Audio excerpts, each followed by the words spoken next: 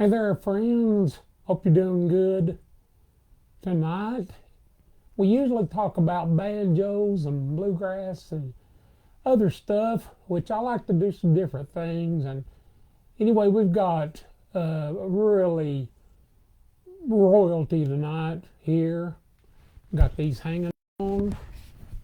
These are nowhere the size of what the man owns that's getting ready to be on here. These are some toys I picked up, but they're cool. I don't wear them. But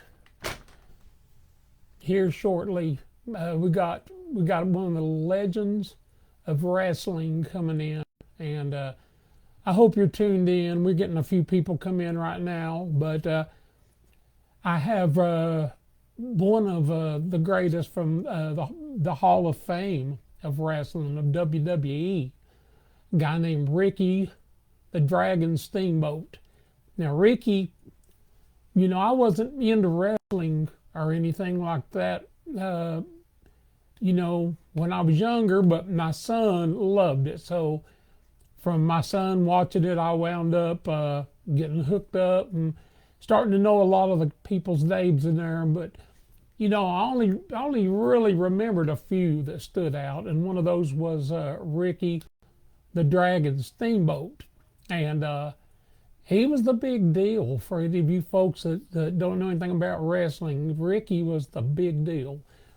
He wrestled everybody. He wrestled people like Ric Flair. I'm pretty sure he wrestled Hulk Hogan, Kane, just all these different people who are huge. And hello, Debbie Jones. Glad to have you on tonight. But he was a big deal, and still is a big deal, I think. So, we're going to talk a little bit to him tonight about some different things. He's probably got some really good stories. And I'm not going to talk too much and tell you too much about him, but I'm going to let him do that. But I just want to say before we get going, it's been a good day. As you can see right here, my shirt. Let's see how I can do this. Maybe like that. There we go. Hey, we landed on Mars today. And I still remember in 1976, I was a kid working at Silver Dollar City in Pigeon Forge. And I remember when they landed Viking on Mars, and it was just a big deal. And then years later, they landed one called the Sojourner that was even a bigger deal because it could drive around on the surface of Mars. And the new one that landed today, which it's awesome. They're going to be able to take soil samples and stuff and fly them back to the Earth. So this is big. This is a really big deal. But as big deal as that is, with that, it's not as big as having Ricky the Steamboat on tonight. And it's kind of funny. I'll tell you a story or two about him. But I remember my son Matt. I would walk in the room to see if he was doing okay. Guess it was when he was a kid, and I'd open the door, and all of a sudden I'd hear him holler, "I'm Ricky Steamboat," and he would jump off a cabinet or whatever and hit me and knock me down or grab me around the head. And anyway, there's some good memories about that guy, and I got to know him later on. And I didn't get to know him good, but Ricky's one of those guys, if you meet him one time, it's like you've known him a long time. He's a really first-class guy. He really is. And I know how I don't know how pro wrestling is. I'm not a wrestler. But, Ricky was a tough guy in there. And, but when I've met him, he's just such a nice fella. It's funny how the contrast of things are, I guess, of the difference of being in a ring and being out of a ring. I mean, he was just a one guy, but he was as tough in the ring as you ever wanted, and he would wear it down. And just great. Great to have him on tonight. Looking over Lynn Lawson. Hey, Phil, have you got an ice down? No, not yet. I don't. but I probably will later, I imagine. And Allison Robinson, Allison's my buddy. She's Steve Gully's daughter, and her and Mac are excited tonight. Mac, Steve's grandson, Gary was Steve Gully's uh, son-in-law. So glad to have them on. They're just really good folks. Talk a little bit of bluegrass and a few things going on before Ricky comes on. To getting into spring and hoping the COVID will let up enough that maybe we can have some outdoor festivals. Be really nice if we could. We missed them all last year, and I think people are forgetting to play because they've not played in any outdoor things for a while. So it's good to have hope that things with the new COVID-19 vaccinations are going to help out. I mentioned I already had my first one. I didn't even know anything happened. I had it like on a Friday, and on Monday I was walking around and said, "Oh yeah, I had my COVID shot on Friday.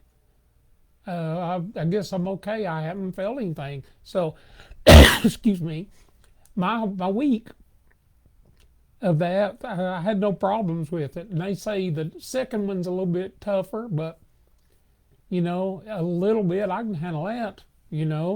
Shoot, it's been 10 years ago yesterday that I found out that I had cancer.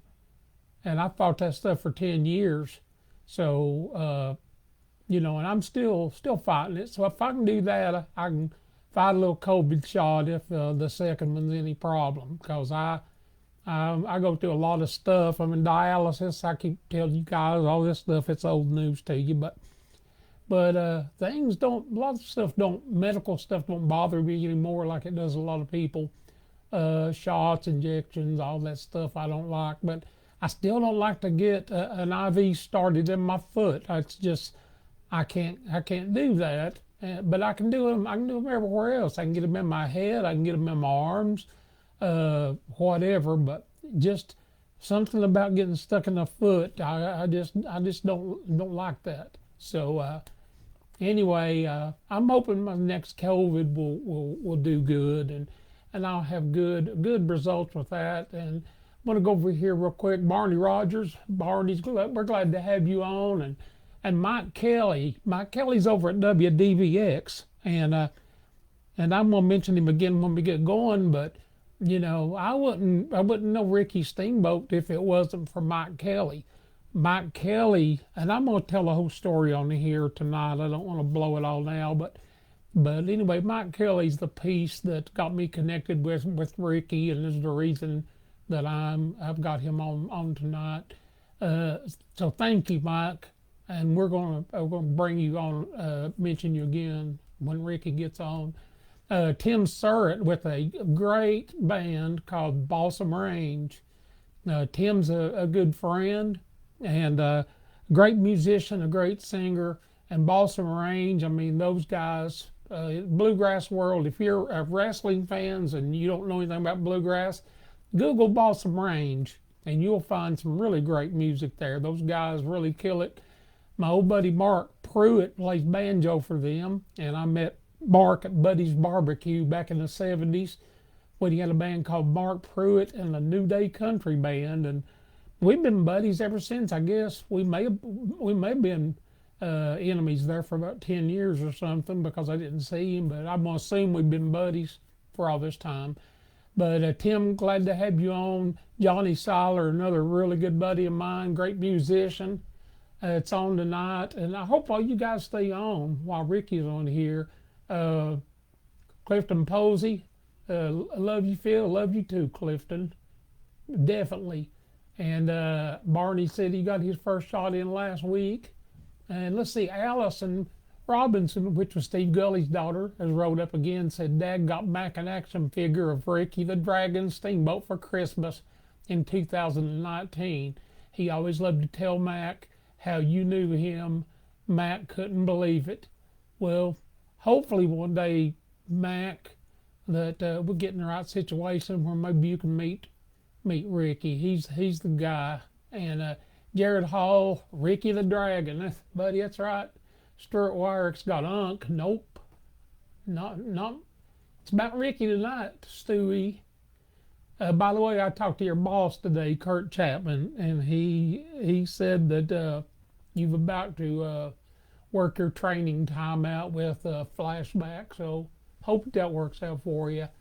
Alan Bobby, my old buddy from Grasstown, and now my buddy in the band, the All Stars of Bluegrass. Alan, good to see you, man. I'm glad you're here tonight, and you get to hear the Dragon tune in.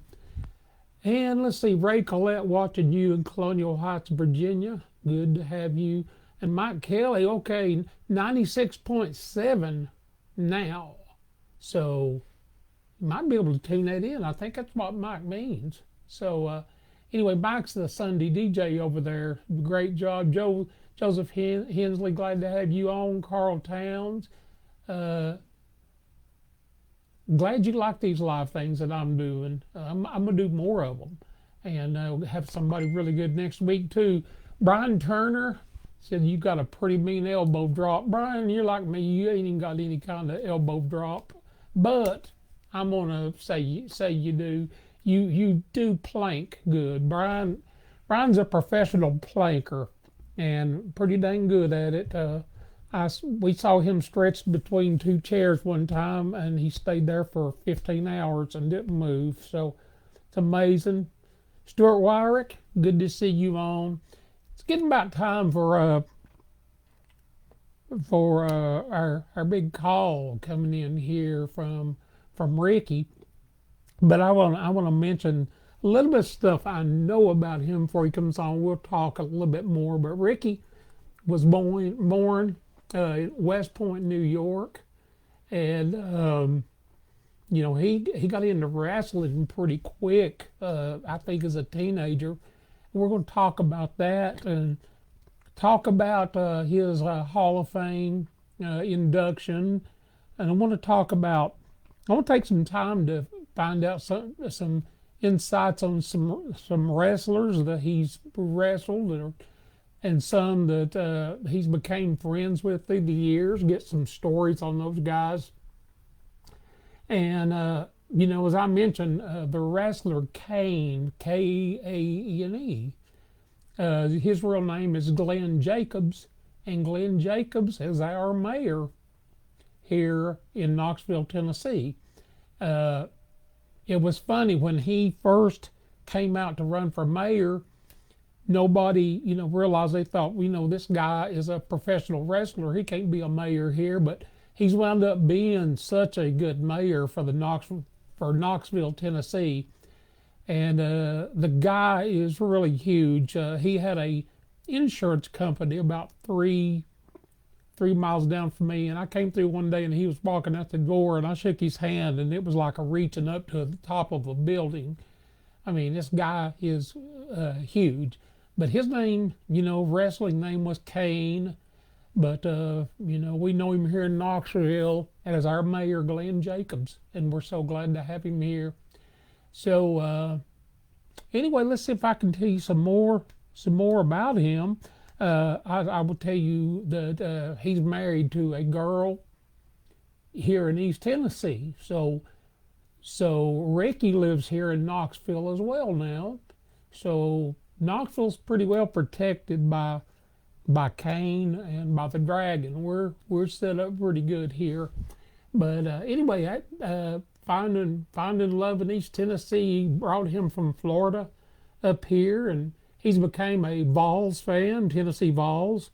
And I know everyone here is not from Tennessee, so he's probably going to get booed a little bit on that. But I wouldn't boo him to his face, because he might put the body slam on you or hit you with a chair. You never know what the Dragon may do. But let me scroll on down here and see. We've got a lot of people on tonight. So yeah, I'll get to more of these in a little bit. But I believe that's our call right there. Let me see if I can answer this thing. I've got a new telephone, so let's see. Hello? Mr. Phil Ledbetter. This is Ricky the Dragon Steamboat. Hey, Ricky, glad to have you on, buddy. How you doing tonight? I'm doing good, good. Thanks for having me on your show, man. No, man, thanks for being on my show. This is a highlight, man, for me and for so many folks listening in tonight. This is just a big deal. So we're glad to have you on. Well, I know a lot of Tennessee fans are just good-hearted wrestling fans. They are. I've been talking you up for a while. How when my son was little, you were his main guy, and I remember so many times I would walk in his room. I said this earlier to check on him, and he would yell out at me, "Ricky Steamboat," and he would dive off a cabinet and hit me and knock me down. He he just loved you, and I wasn't into wrestling much then, but I always remembered your name from Yeah. then, and your name, and and the other guys like Hulk and all. But always remembered you because when you come on, I guess because me and him talked so much. When you come on, I always would go in and we would watch your matches. So Yeah. anyway, it was all fun. But I want you. This night's about you, Ricky, and I wanted to. I told everybody. I believe you were born at West Point, New York. Is that right? That is correct. My dad was in the Army. In the Army, okay. Yeah. And so did you travel around with your family? Was he a traveling military guy? Well, I would say yes. Let me start with a little bit here. Sure. When I was wrestling, they billed me from Hawaii. Uh-huh. And the reason being is in 1976, I started in the business in late 1975. I was going to an old time promoter. His name was Vern Gagne, Mm-hmm. and he owned AWA, which was American Wrestling Alliance, up in Minnesota and Wisconsin and Illinois, and even up into Winnipeg. That was his territory, and he had a wrestling school. And 2 years before me was Ric Flair went through the same school. Okay. Yeah, and so I went through that wrestling school and started pro wrestling. I wrestled up there in that Minnesota territory area after 10 weeks of school for 3 or 4 months. And then Vern Gagne said, I'm going to ship you down to Florida. That's when there were territories all over the country. Okay. And like Tennessee had two companies because the state was so wide, Right. they had like an east and west. But so I went down to Florida, and that's where I grew up. When my dad retired from the military in 1967, he retired down in Florida. And so fast forward, this is 1976 now, and I'm in Florida, and I walk into the promoter's office in Tampa, and his name was Eddie Graham, and he was old school. He was old school wrestler and old school promoter. He was from the Graham family and the Graham brothers. And Eddie looked at me, and he said, my last name is Blood, Blood. It's actually an English descent from England. Mm-hmm. And he said, that's a great wrestling name. He said, but God, you're young. And, of course, I was a rookie my first year. I've been working on the circuit for about 4 months when I came down to Florida. And he says, but that Blood name, that's more like for heels. And heels that's sort of like the code word that we used back in the day for bad guys. Okay, right. And then the good guys were called baby faces. And he said, but you're a baby face. And he said, that name, Blood, that's for a heel. He said, I had a guy here in the late 60s and through the early part of the 70s. His name was Sammy Steamboat. And he was from Hawaii. He was a main event guy. And he was my tag team partner. We were the Florida tag team champions, and the fans just loved him. and you kind of resemble him. And I'd like to start calling you Ricky Steamboat, but I'm not going to advertise you as his son, but maybe some kind of family relationship that maybe like a nephew. So I said, Eddie, you can call me whatever, 4 months into the business, right? I said, you can call me anything you want. I'm just happy to have a job, right? Mm-hmm. I'm just, because that's what a lot of wrestlers back then, they travel from different territories and different promotions just to keep working. So I'll never forget, Phil, this was Tuesday when I was in the office. Wednesday, the very next night, I'm in West Palm Beach. First match, opening match. Of course, the rookies get all the... But 90% of the time in the ring, I look across the ring, I'm looking at a 15 to a 20-year journeyman. And usually the guy he put a number of years in. Maybe he was a main event guy, but injuries and he's slowed down, and so maybe he's knocked back down the card. But he's still working, still wrestling. So I'm standing in the corner, and the announcer gets the microphone. He goes, "Ladies and gentlemen, we have a substitution tonight. Wrestler Dick Blood." Instead of Rick, it was Dick. Dick Blood was unable to make it tonight, but give it up for the nephew of Sammy Steamboat, Ricky Steamboat. And I'm telling you, Phil, the crowd jumped out of their seats. Wow. You were accepted, right, with that?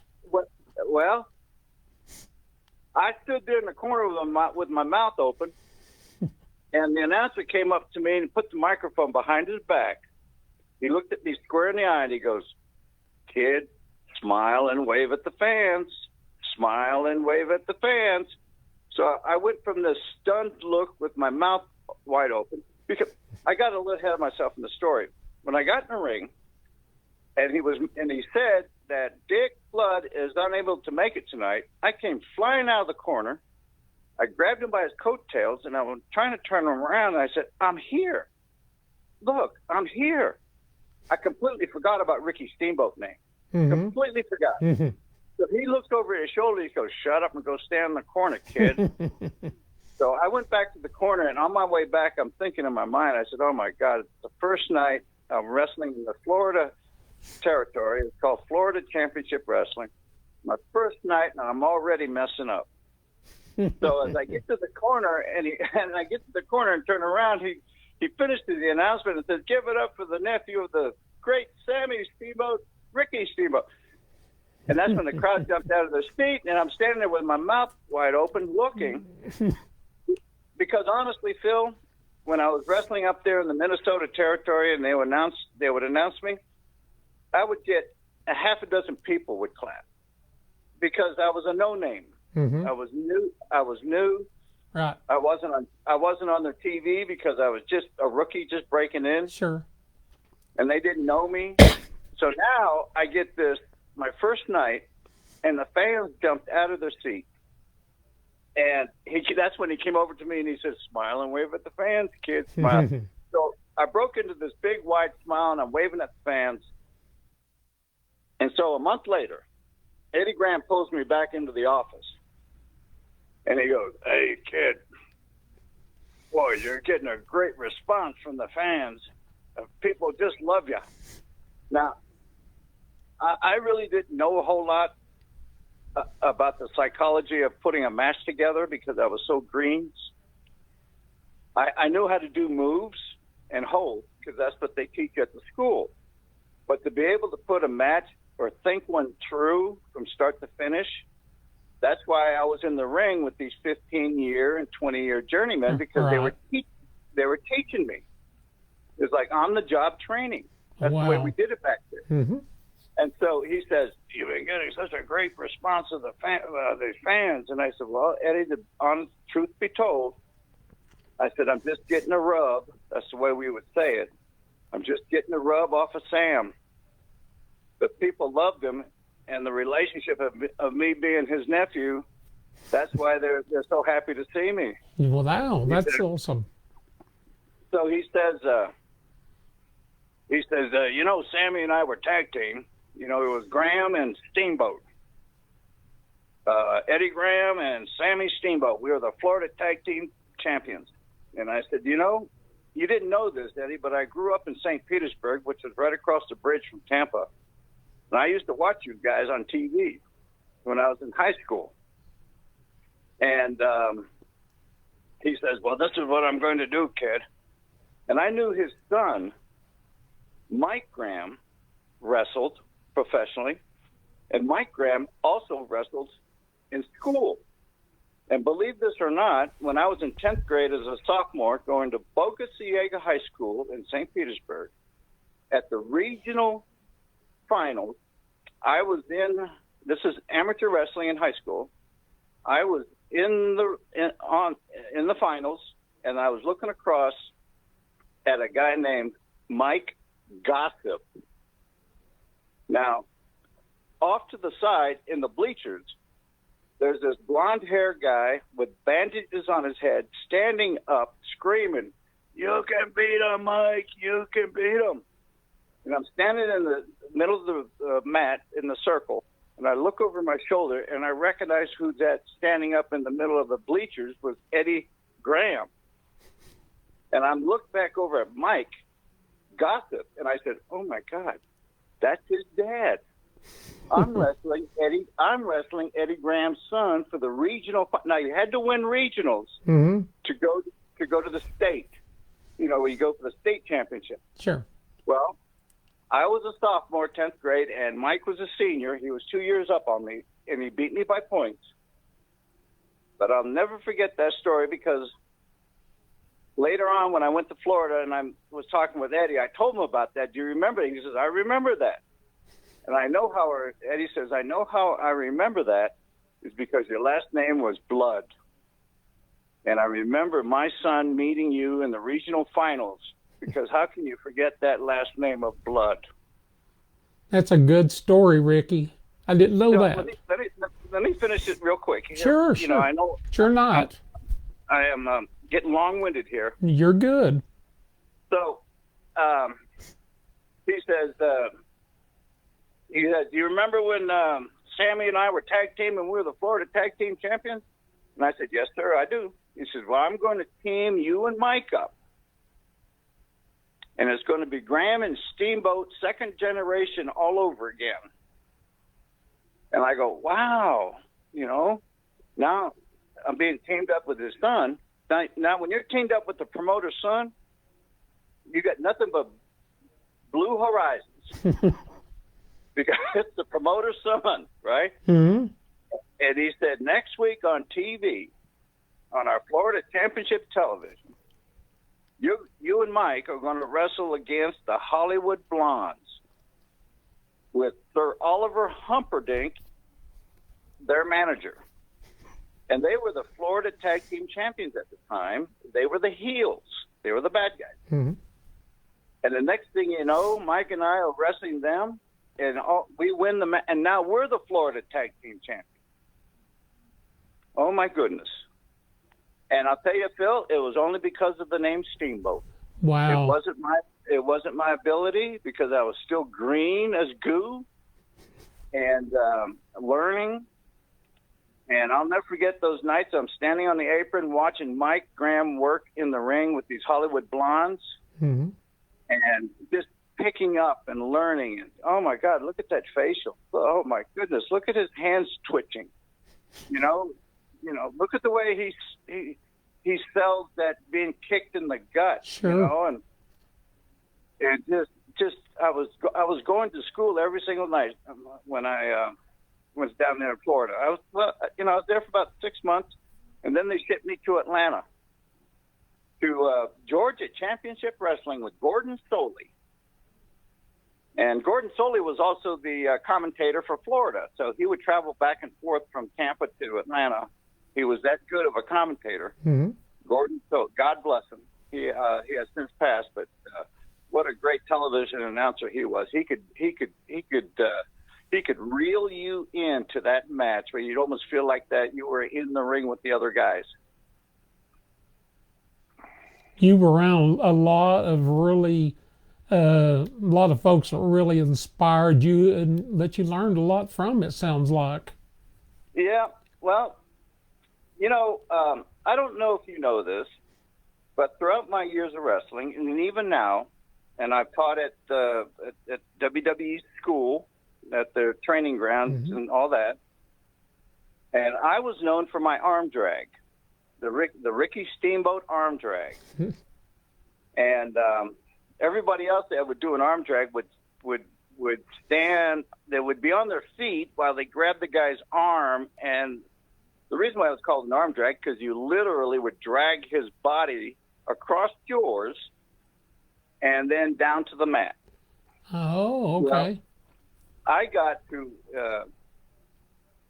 got to where if a guy would run at me and jump and feed me his arm, that I could jump up in the air with him with my backside facing the mat, so I'm like horizontal, looking up at the ceiling, and his body is flying over me, and I would hook his arm, and then we would come down together on the mat. So I'm standing, and then I jump up in the air, and I go horizontal, and then we both would rotate together down to the mat. And I got, everybody started to say the Ricky Steamboat Arm Drag. Oh, my God, he's taking it to a different level.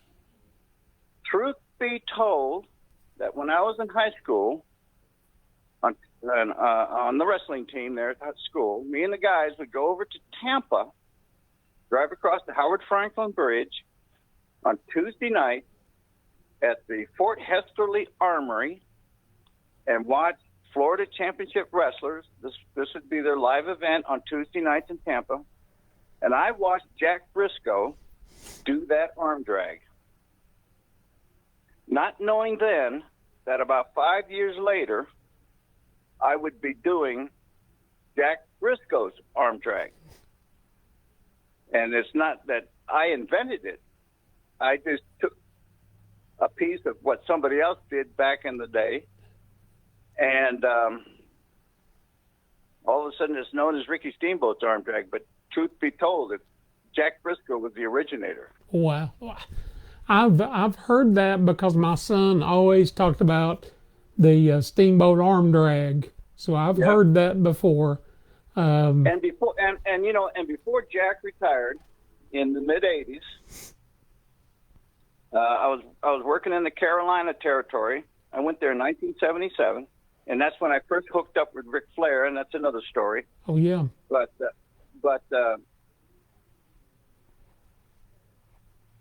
predominantly throughout his 25-year career, and at the very last end, him and his brother, Jerry Briscoe, they turned heels.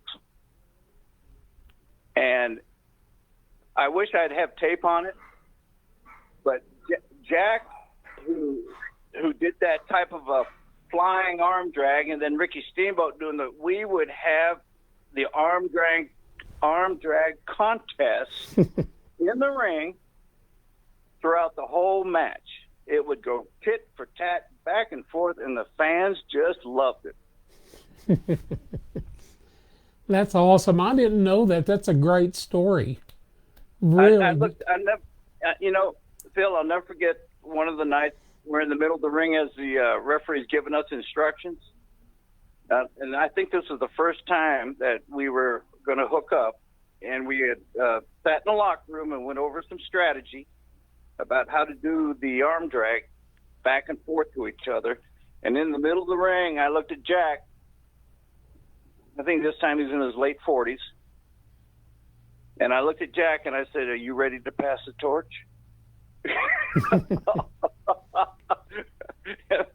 And he showed me throughout that match, Phil, that he was not. Oh, what a guy. What are some of the injuries that you've got, Ricky, over the years doing this? Well, I've had some cracked ribs and some broken fingers and broken collarbone. But it wasn't until after I dislocated jaw, I caught a couple of good shots to the chin, couple of good kicks to the chin, because we work in the ring with such close proximity Sure. that every now and then you're going to catch a shot. Sure. You know? Makes sense. Yep. Yep, you're going to catch a boot to the ribs. You're going to catch a fist or an elbow to the jaw.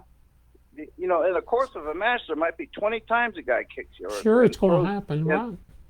Yeah, and we were wrestling every night, and every now and then you're going to catch a. And I would, it sometimes I'd be out there in left field, and the referee who would see it come over to me and say, "Ricky, you okay?" And I said, "Tell so and so, whoever it is." He said, "Give me a minute here. I'm looking across the ring at 3 of them." You know, the other guy. I'm looking at 3 of them. Yeah. I can't imagine. And,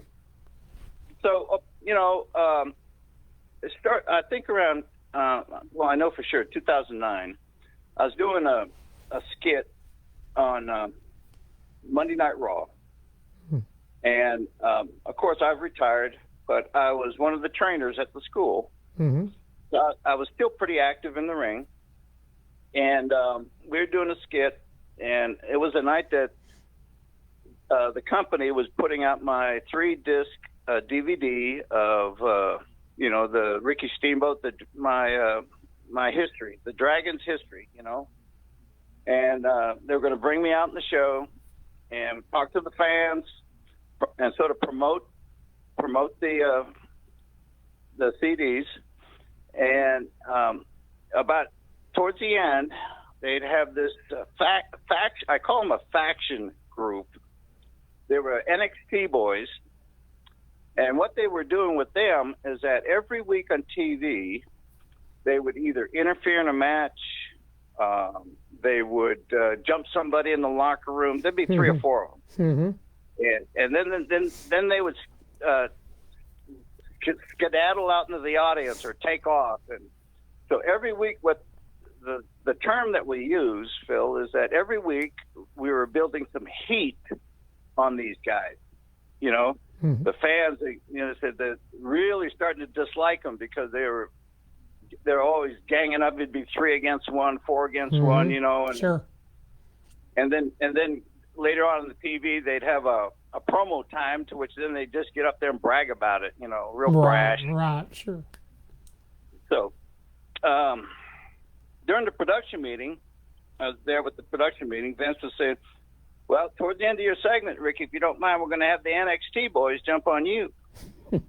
he said, "You'll be the first legend, Hall of Fame guy, because everybody that they've jumped on were always a current wrestler. Right. But this is the first time they're going to jump on a legend." Mm-hmm. Now, Phil, I knew all these guys because I helped training them at the school. And I said, I'd be happy to let's really get some good heat on these guys. I'd be happy to do it for them, you know? Mm-hmm. So early in the day after the production meeting, we're out in the ring. I got all 4 of them out there, and I said, "Okay, what moves you want to do on me, guys?" So we got a big, what we call a crash pad. It's about 3 feet of foam, and you put it in the middle of the ring. And I said, "These guys are green. They're just coming out of the school, but I knew them all because I helped train them." Mm-hmm. And each one had a certain type of move that he wanted to do on me. And so we went through the moves on the crash pad. I said, "Look, if you put me down just like that tonight during the live event, we're good to go." Well, so here we are. I think it was segment number 5 on the show. And they bring me out, the fans are hooraying me, and we talk about the DVDs and all that. And next thing you know, they strike up the NXT music, and here they come running down the ramp. and you can just hear a hush come over the crowd, and they're like, "Oh my God, they're going to beat up Ricky. Oh no." So they get in the ring, and I make a little bit of a fight of it for about 20 seconds. Mm-hmm. And then they overtake me. And the first bump was a choke slam, which was popularized by Undertaker. Oh yeah. And also Glenn. Knox County Mayor. Yeah, sure. We'll talk about him in a minute. Yeah, he was. He used the choke slam. So the first one got me. I'm not going to mention any names, but he picked me up. Now during practice earlier in the day on the crash pad, he picked me up and threw me down. And I landed flat on my back, and that's the way you want to do it. You want to land on your back, your butt, and your legs all come down at the same time. What happens is that you distribute the body shock through your whole body when you come down all together like that, nice and flat. Right. And so that was the first bump. And when they come down and we do the thing, he grabs me, he jacked me up in the air and whiplashed me down. And when I hit the ring, it was the back of my head and the soles of my shoes were pointing at the ceiling. Oh, Lordy. I ended up with a brain bleed, an aneurysm. Wow. I was in intensive care for 3 weeks. And the fatality rate told to me by the neurosurgeon was 60%. He said it's in a place in your brain, you're bleeding, that we cannot get to. He said, unlike other aneurysms, if you hit your head on the windshield, somebody hit you in the head with an object, and you got what we call a surface bleed, we drill a hole in your skull to relieve the blood, the pressure.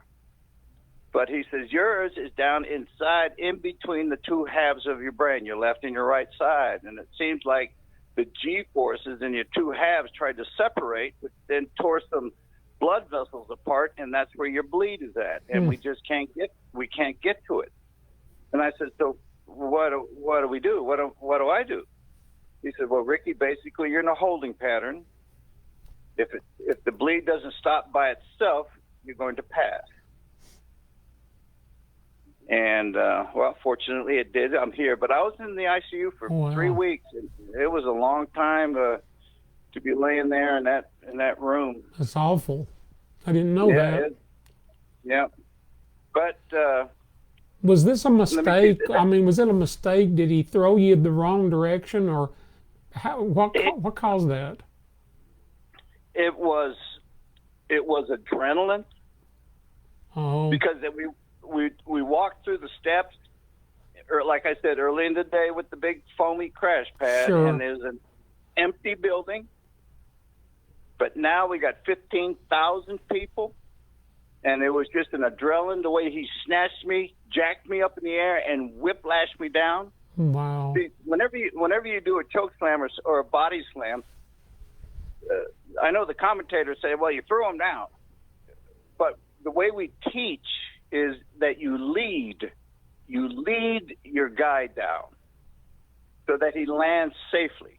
Okay? Sure. You lead him down, and it was just adrenaline, and and I think being in the ring with a Hall of Fame guy and a legend type guy is sure. just a little overwhelming. Sure. And it's just one of those things. It's things that happen in the course of a match, or things that happen sure. in the ring. I guess they want to show out to, I guess, like you said, you being the guy that's been around and those being the young guys, I guess they want to show out a little and have their moment.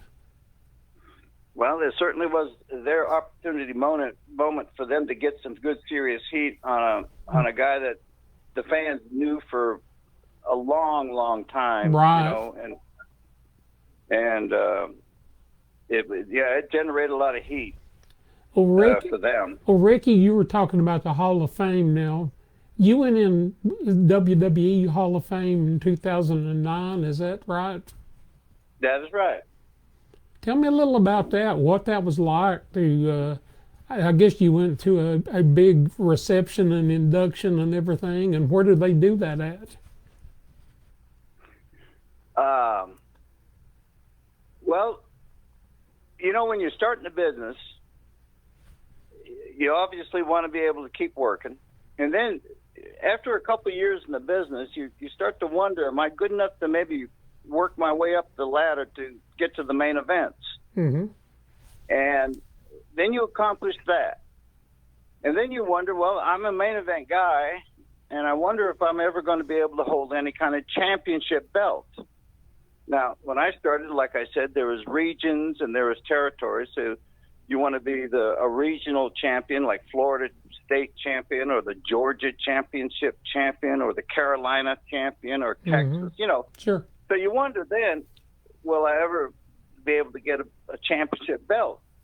And then once you accomplish that, and then you look, your eye goes on the big one, the world championship, which is either World Wrestling or the NWA, the National Wrestling Alliance Championship. And I was fortunate in 1989 to have my match with Flair, who was the current champion in Chicago, right, and win and become the world champion. So after you start to set goals throughout your career and you have accomplished them, to me, after all that, I was always wondering, am I ever going to be inducted into the WWE Hall of Fame?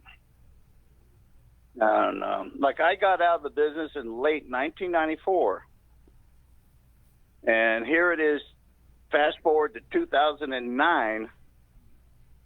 So there was a number of years that went by, and a lot of my cohorts who I would run into after I got out of the business, but I was still working, doing things within the business, were going to say, "Hey, Ricky, when are you going to get in?" I said, "I don't know." They have a group of people that talk about it, and ultimately Vince makes the decision. So, we'll see. But it happened in 2009. And I think, for me, out of all the great matches I've had, but let me say that about great matches. You're only as good as the guy you're in the ring with. Do you understand that part, It makes Phil? sense. Sure does. It's like you playing in a band, and you could be the best steel guitar player, in which I know you were, because it says, let me think here, steel guitar player of the year in 2014, 15, 19. You're pretty good as Dobro player for 2005, 14, and 19. So good deal. Yeah, 1994. Let me think here. Grammy nomination. Yeah, had a couple of those. You're good. You're good. Well, like you text me, you read up on me a little bit, so I'm just paying back the favor. I did you. Mine's short compared to you, buddy. Mine's very short. Oh, no. 2005, was it Song of the Year? It was an instrumental album of the year that year, and then Dobro player of the year. That was my first IBMA awards. Yeah, and so in what you did, and your ability to do what you do, and how you are recognized in your field, is the same way that what I did and the way the people in my business recognized me. Sure, sure. We're a couple of old timers that we're at the top of the game at some point in time in our careers, and just like a couple of old farts up on top of the hill. I got a joke for you. There's an old bull and a young bull at the top of the hill, and the young bull says, "Hey, Pops, why don't we run down there and grab us a couple of those heifers?" And the old bull says, "Why don't we walk down and get them all?"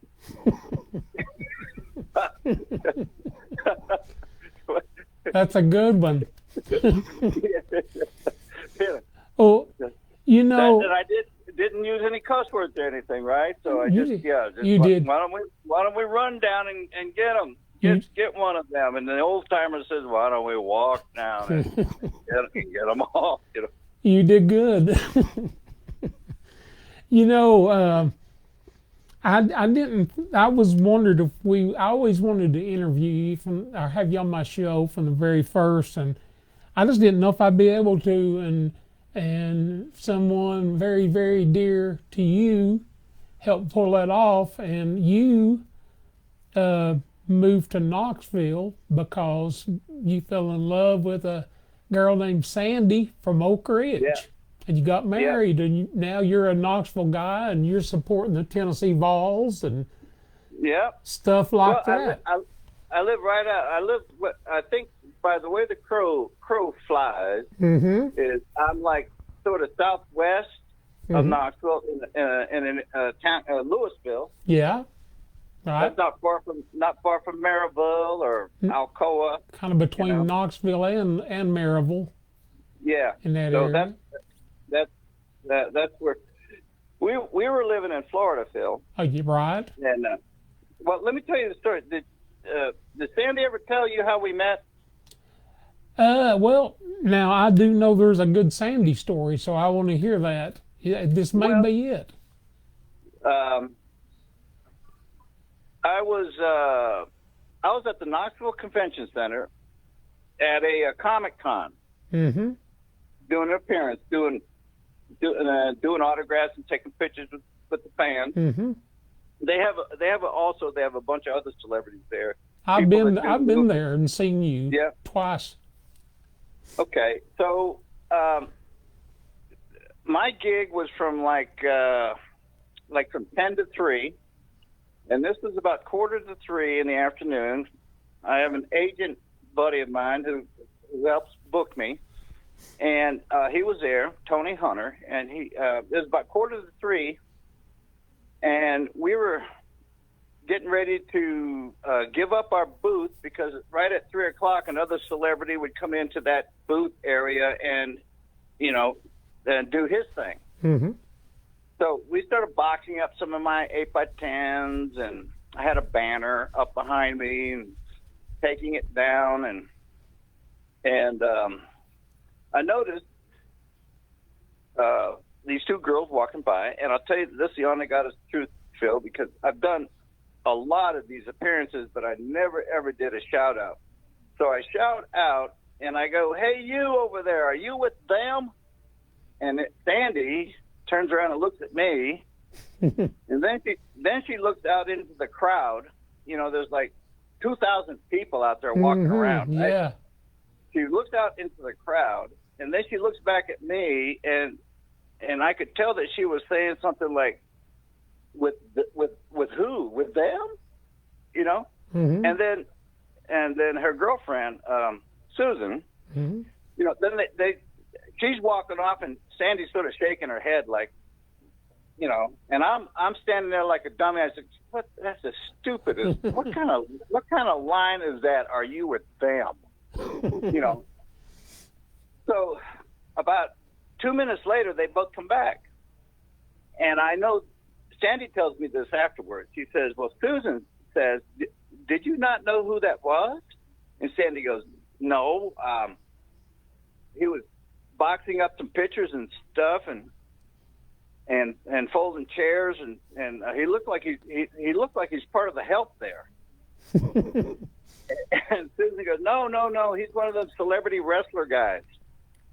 And Susan convinced Sandy to come back.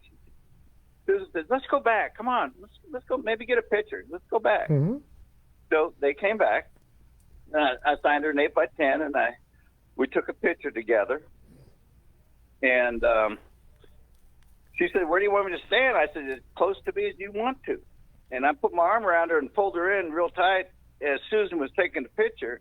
And just before took the shot, I reached down in her ear because I actually could feel this. And I whispered in her ear, and I said, "I can feel your heartbeat." And right then and there, Sandy's mouth dropped open, and that's when Susan took the picture with that stunned look on her face. So they left, and Tony Hunter, my agent friend guy, we were finishing up. I said, "Tony, give me a piece of paper real quick." So I wrote down my phone number, and I went out into the crowd of people, and I was looking around, and I saw her, and I tapped her on the shoulder, and I gave her my phone number, and I said, instead of saying, "Give me a call," I said, "Shoot me a text sometime." And she took it and said, well, like, okay, whatever, blah, blah, blah. Nothing real encouraging by any means. And so we finished up loading up the box of pictures and stuff, my banner.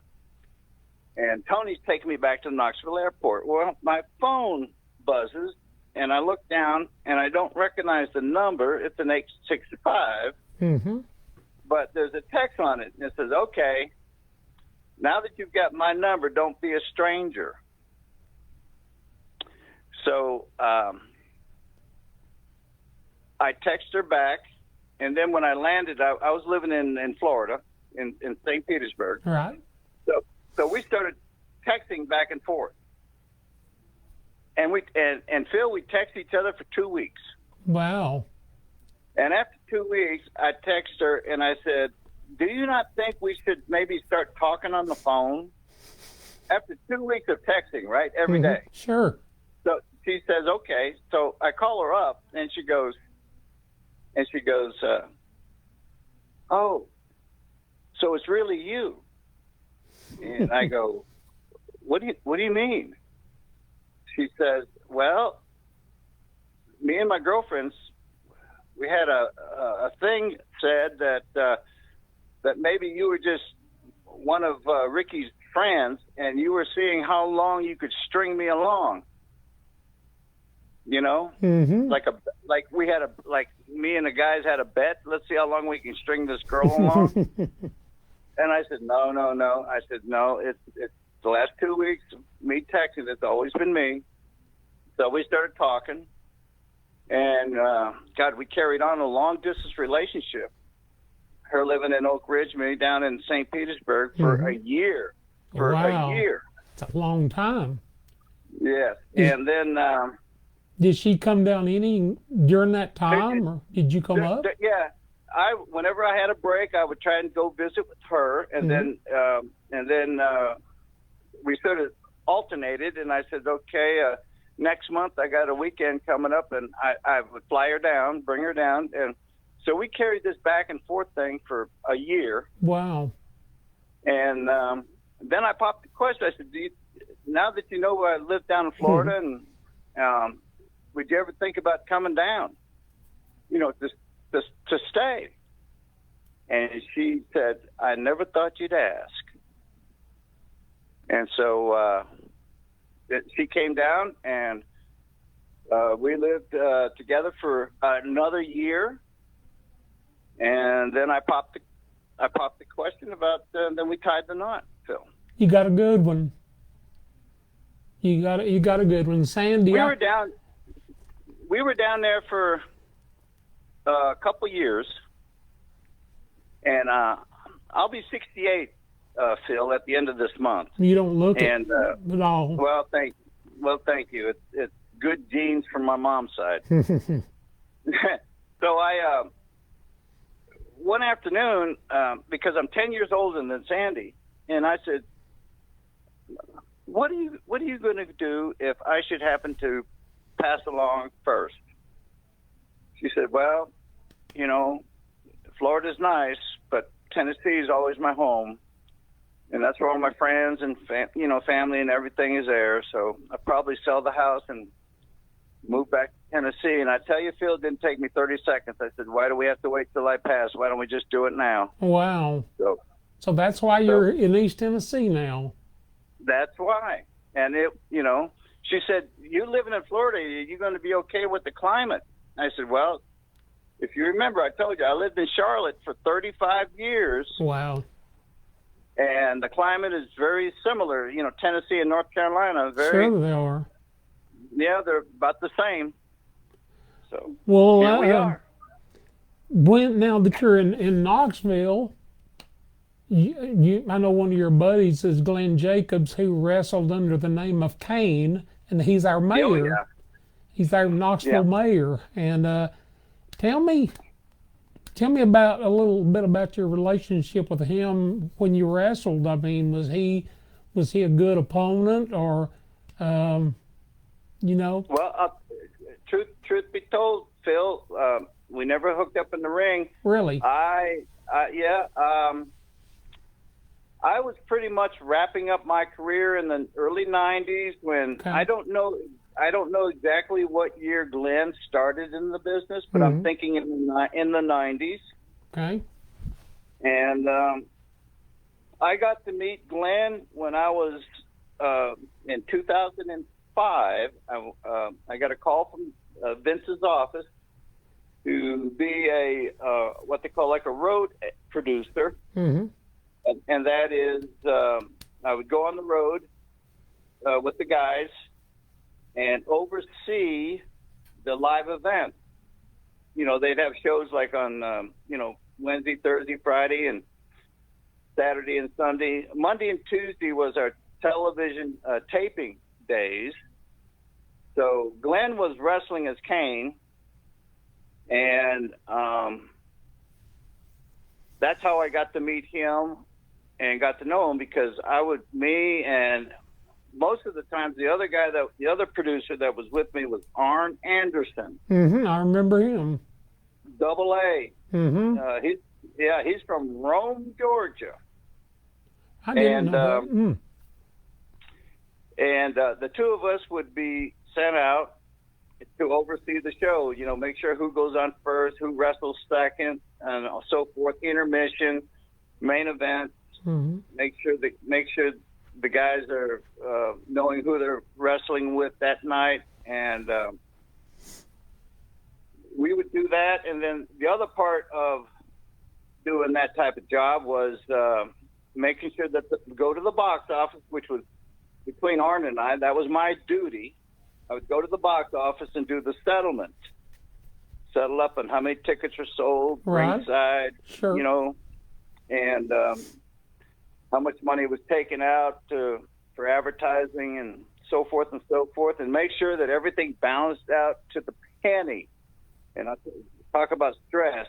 Yeah. You know, sometimes you have a $200,000 house, and you got to make sure that newspaper ads cost this much, television costs this much, radio costs this much, and when you get down to the bottom line, do all the numbers jive? Right. And then then That's you a have lot. to sign off. You sign off on it, and then they electronically deposit the funds into the WWE account. Okay. That's a lot of stress. A lot of stress.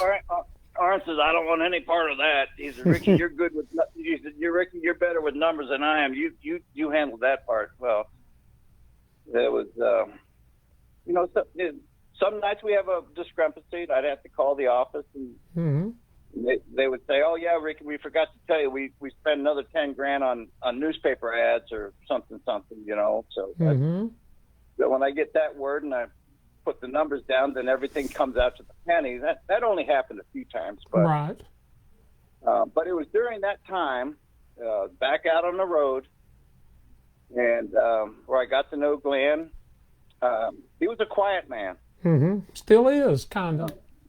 Yeah, he was a quiet man. Never ever, because Arn and I are overseeing the shows, and of course, when you got 20-some guys on a show, every now and then you get a bad apple. Sure.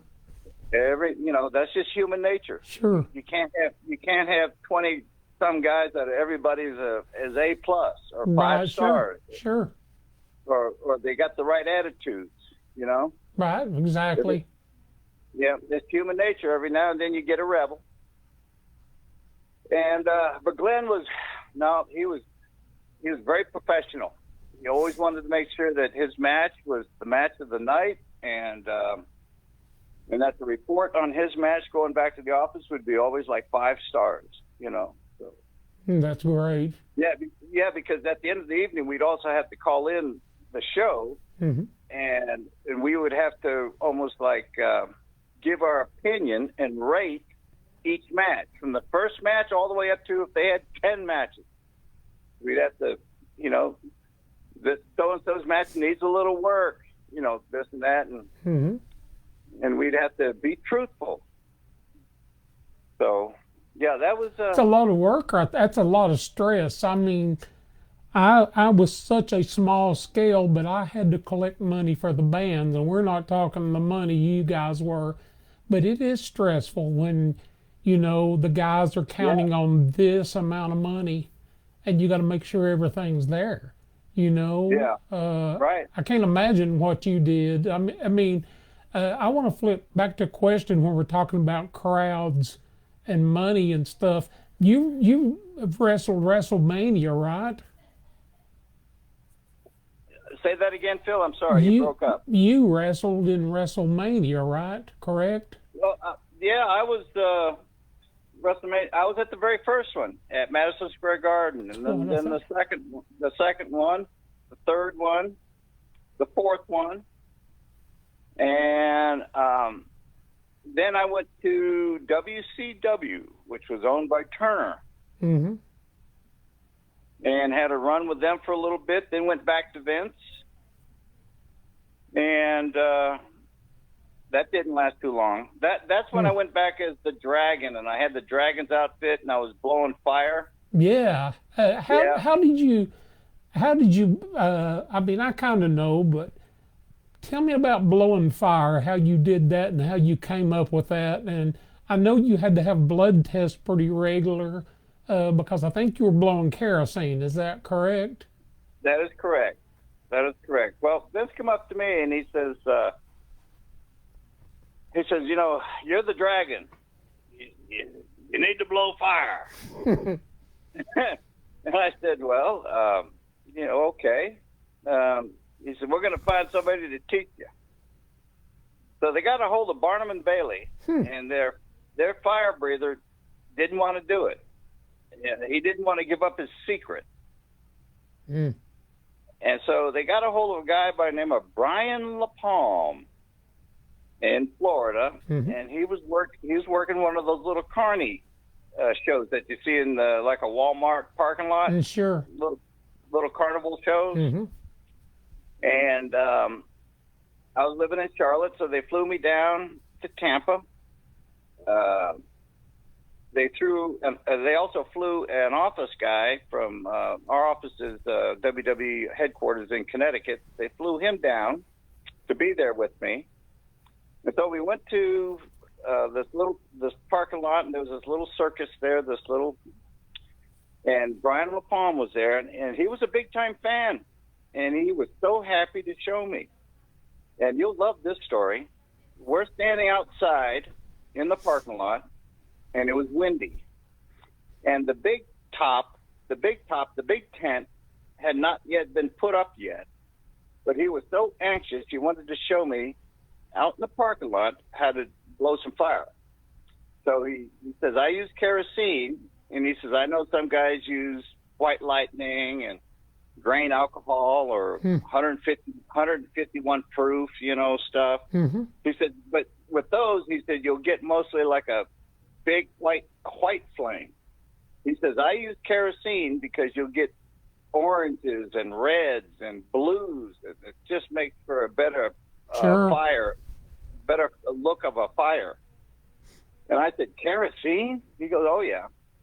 So he says he's got his torch and he lights it. And he says, now, if you do it outside, hold your torch up. And you want to make sure that the flames on your torch are blowing away from you, so that the wind is at your back. Okay. So he takes a big gulp of this cup. He had kerosene in it. And he holds that torch up. And, of course, the flames are going away. And just as he's about getting ready to blow, Phil, the wind shifts. Oh, Lord. And he blows into his torch. And it blows the kerosene back into his face. Oh, Lord. And I'm standing there looking at this. I think at that time he was about a 10-year veteran. And he's running around the parking lot with his face on fire. Oh, man. Good Lord. You had second thoughts about that, maybe? Well, he's running, he's patting his face. Patting. And I look over at the office guy that the office sent down with him, and I said, you get on the phone right now, and you tell Vince McMahon that the Dragon has not blown any fire. I said, I'm watching a 10-year veteran running around out in the parking lot, and he reminds me of Richard Pryor. Oh, yeah, sure. I am not. And Brian LaPalme comes back to me. Now this guy is fair-skinned, white as white could be, with red hair, and freckles. And he comes back to me and he says, "Oh, no, Ricky, it's okay. Don't worry. It's just a surface. It's just a surface. It won't scar you or nothing, you know." He says, so the tent got put up and we went inside, and he started showing me with what I would say the best way, with little shot glasses. Mm-hmm. Little shot glasses. And it was just like a little poof Right. of flame. And then we got done with that day, and he said, "Come back tomorrow, and we'll get a cup, and we'll start adding more kerosene to it." So I come back the next morning, and he lives in one. Do you know what a Scotty trailer is? Is that one of the small ones, real small ones, or am I? Yes, you're right. Okay. It's got a picture of a Scotty dog Mm-hmm. on the trailer. Mm-hmm. And he towed that behind his car, going from town to town, city to city. And so I knock on his door, and he opens the door up, and I look at him, and I go, "Oh my God, he's got all these big water bubble blisters on his face."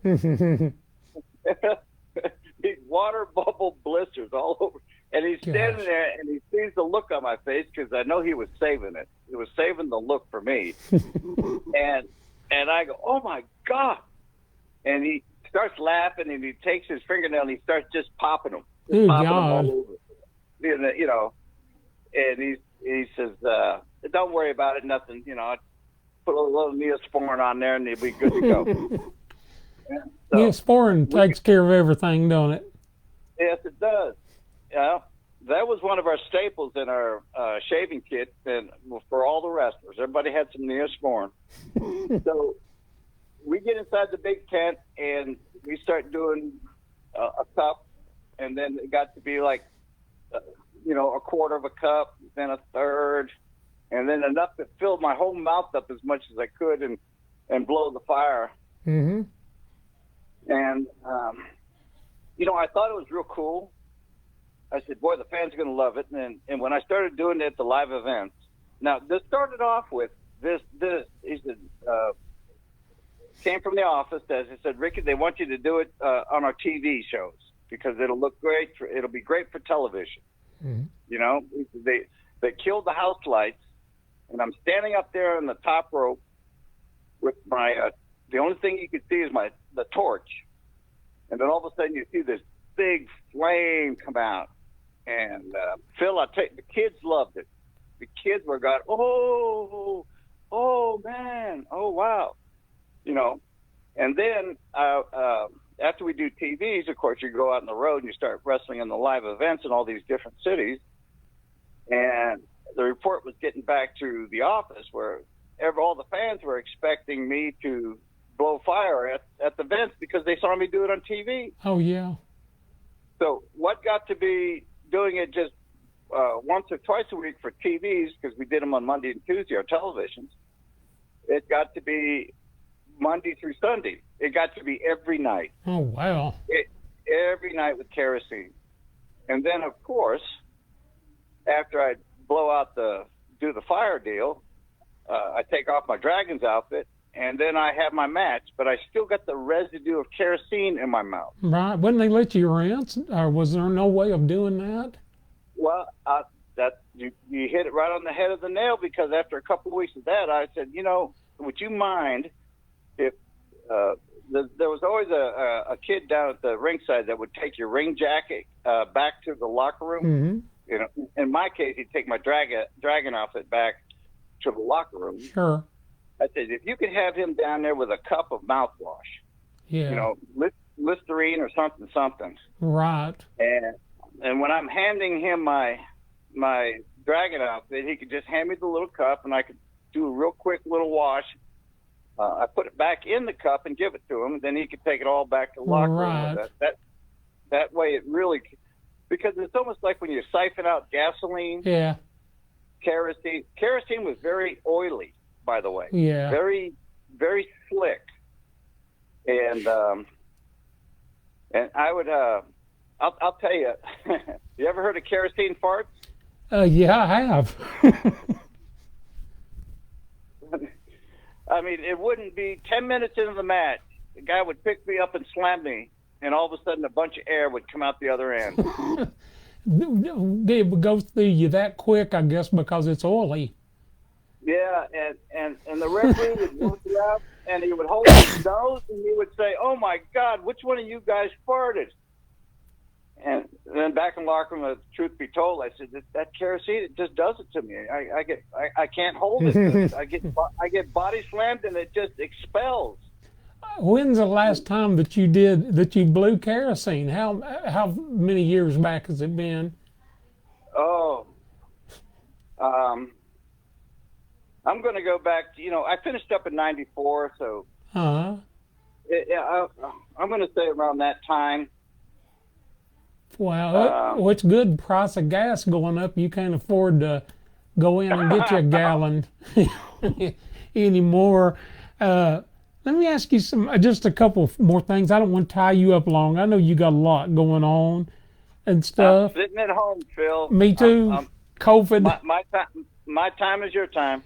Have you got any cats on your lap or anything like that? I know you got some cats. Oh yeah, well that was part of the deal with Sandy. She says, "Well, if you want me, my animals come," because she worked with the animal shelter in Oak Ridge. Uh-huh. Yeah, so I was never a cat guy. Me neither. But you are now. Predominantly a dog guy. Me too. Throughout my life, I've had a variety of dogs. Mm-hmm. And but I'll tell you right now, I'm a cat guy. You get to be around an animal, and they get to be people that's not animal folks don't realize how family they become, sometimes more than your family. And well, they become part of your family. They do. We had moved into a new house, and my son was here. I'm going to be moving out pretty soon, and my wife, wanted to get a couple of to get one indoor dog, and I refused. I didn't want an indoor dog, and so she said, "Well, let's go adopt a baby." And I said, "Well, get in the paper and find you a dog." And anyway, we adopted, and I had a show we went and bought one, and I had a show that night, and found myself calling home, checking on the dog, and wasn't too much later that everywhere I went, that dog was on my lap. And when I got cancer, it was kind of funny. She used to sit on my right side all the time, and my cancer showed up in my left side, and I noticed I didn't think about it till after she passed, but she started sitting on my left side, and that's where my cancer was, and when it got cured, she went back and sitting on my right side. So animals do know. They do. Animals, yep. And it just, when I see people abusing or being mean to dogs, cats, any kind of animals, man, it just drives me crazy. Me too. I want to throw the Ricky Steamboat Arm Drag on them for doing that. I have to read up on that. Hey, let me ask you about a few things here real quick, since you got some time. Some wrestlers I know was probably your buddies, people like Arn Anderson. Yeah. You and Arn, I guess, were friends outside the ring, and were you friends with Hogan? Did you know him? Well, in 1985, when I went to it was the WWF at the time, World Wrestling Federation. Mm-hmm. Hogan was already there. I think he went like in late 83, 84, somewhere in there. He was there, already there. He was the champion. Mm-hmm. And of course, he was a good guy. He was the baby face. Sure. And here I am, a baby face. And by this time, I've already been in the business for 10 years. My main event status was already established. I proved within our business that I could sell tickets, I could draw money. I proved that, and I coming in to the WWF and my popularity starting to grow, because I'll tell you, Phil, what made me different was that when I was a kid, for about 4 years, I took Taekwondo. Okay. And I started implementing some of those moves in my wrestling.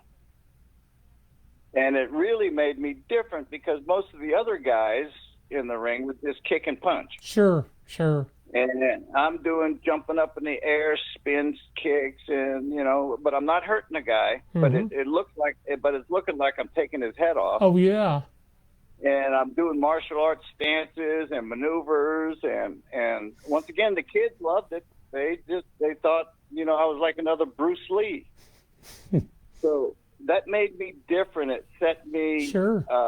Apart from everybody else that was on the roster. And then when I went to the WWF, and my popularity started to grow, and it was right up there, neck and neck with Hogan. Well, I feel that he thought that I was a threat for his number one spot position, because the numbers were coming in to which he would be at a city and drew this, and then 2 weeks later we come back to the city and I'm there with let's say Don Morocco or Jake the Snake Roberts, and our numbers were as good, or sometimes we were selling more. We sold more tickets. Sure. So then you get into the politics of the business. Then Hogan being the number one guy for the company, and the company was around him, and to hold the status, you could visually, if you've been in the business long enough, you could see things happening throughout your career that was maybe knocking you down a notch and then put you back up, and then not, just hold you back just for a bit, then put you back up, Sure. And in WrestleMania 3, when Savage and I had that match that still everybody talks about 30 plus years later. Sure. I think the writing on the wall there was, from what I heard from somebody in the office, that they were taking a serious look at me to be the world champ. Well, Hogan was a world champ. And they were taking a serious look at me because the way the crowd responded, and WrestleMania 3 and the match of the year, decade, so. Sure. But not getting into too much detail, you start seeing things happening throughout your career, these little bullets that are popping in and out. Right. And I was never, ever one to go to the office and say, hey, why is this happening to me? Right. I deserve this. I've proven myself this. I knew guys in the business that would do that and complain. I always relied, and the way I would always phrase it is that I rely on my ability to perform in the ring to keep me where I'm at. I'm not going to let politics get involved. I'm not going to go in and say this guy doesn't deserve it and that I do.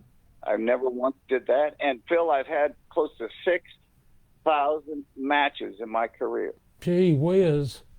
Yeah.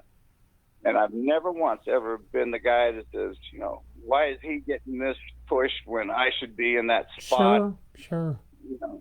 Never, ever. I just relied on my ability. And my ability, even with my cohorts in the business, the guys that are in the know, the ones that know about politics, and the ones that know about talent, they've always come up to me and patted me on the back for the things that I stood for the business, and Sure. and I stood there for my ability to keep me where I eventually ended up being, and that was a main event guy.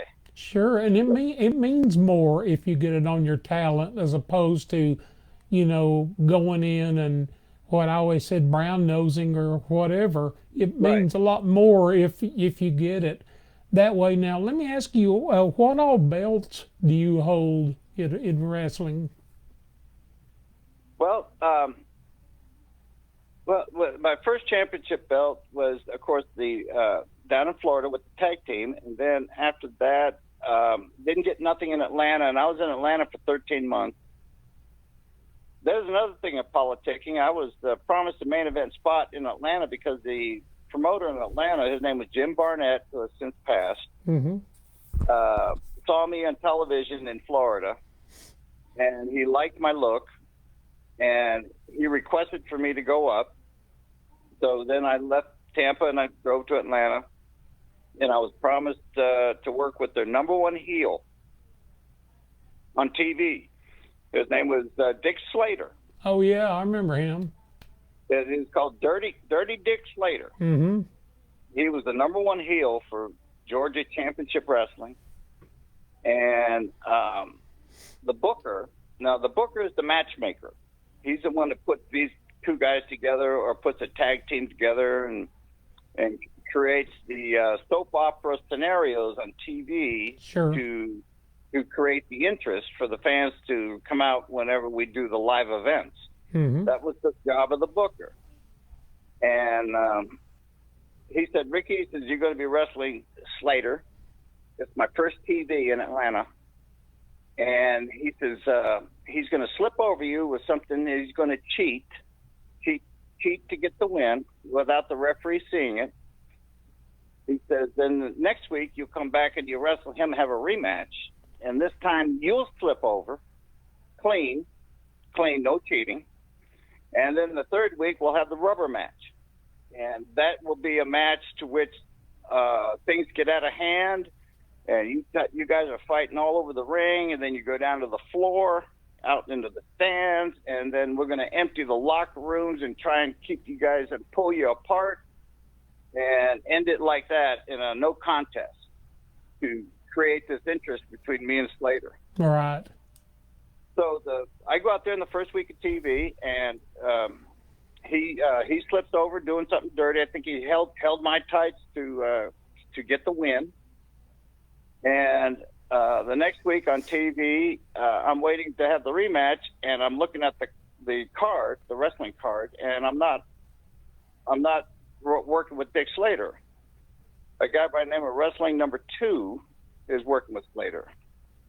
And Wrestling Number 2 was the number one babyface in the Georgia territory. And through politics, I got pulled out, and he got slipped in, and he went on with an angle with Dick Slater and wrestled all through Georgia for like a year, main event. And I was just stuck in the mid-card. But understand that, this was like, I've been in the business by this time like a year, and I was still green and still trying to understand the psychology of the ring and also the psychology of the politics of the business, because I was just a rookie guy. Sure. And I was always like, oh, okay, I understand. Yeah, no problem. He's number one guy. I could see why you're going to hook him up with Slater. He's the number one bad guy. I was that. I was very naive. And I stayed in the middle card there. My guarantee, Phil, was $50 a night. It's bluegrass money. That's when you're making big money, and bluegrass is 50 a night. 25's per diem. Well, this was 1976.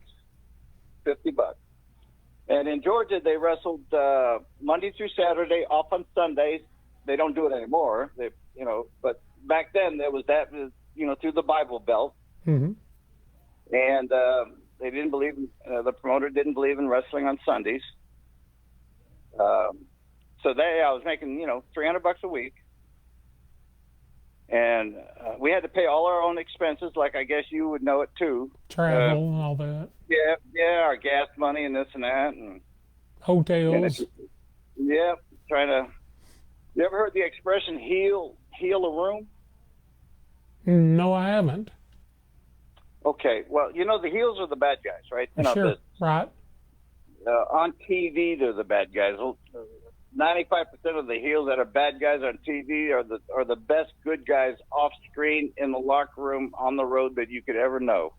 They're really good guys. So, anyway, yeah, if we had to travel and stay over, a lot of times we travel 3 and 4 guys to a car. Right. Wrestler.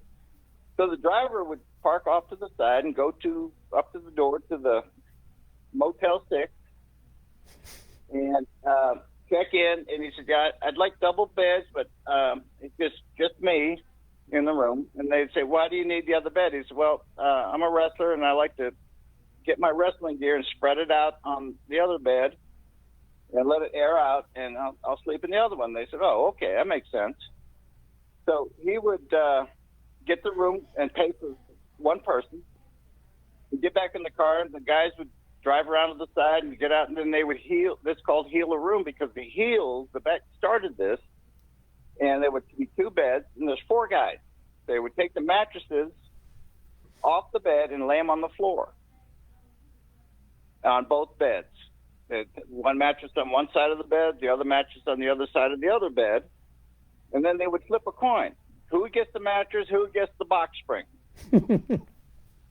So 2 guys would get a mattress, and the other 2 guys would get box springs. And the wrestling phrase was that they were healing a room. The heels did it. They pay back then. They would pay maybe $19 for the room. Sure. But they split it 4 ways. Sure.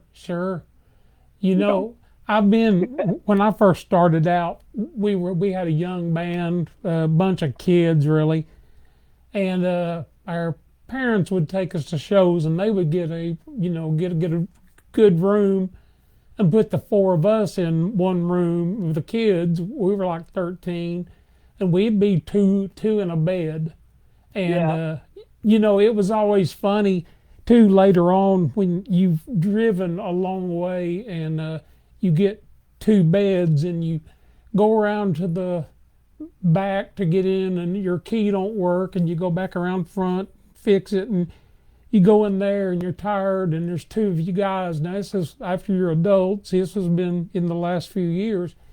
You open up the door and there's only 1 bed in there, and it's like, this ain't gonna work. So you go back around and they tell you that's all we got. And then we, not like when we were kids, we got back in the car and drove till we found something with 2 beds. Yeah. But, I've been there, buddy. I know that, but I don't want to tie you up. I got just a couple more things, man. You're fun to talk to, because I hadn't talked to you much. I talked to you at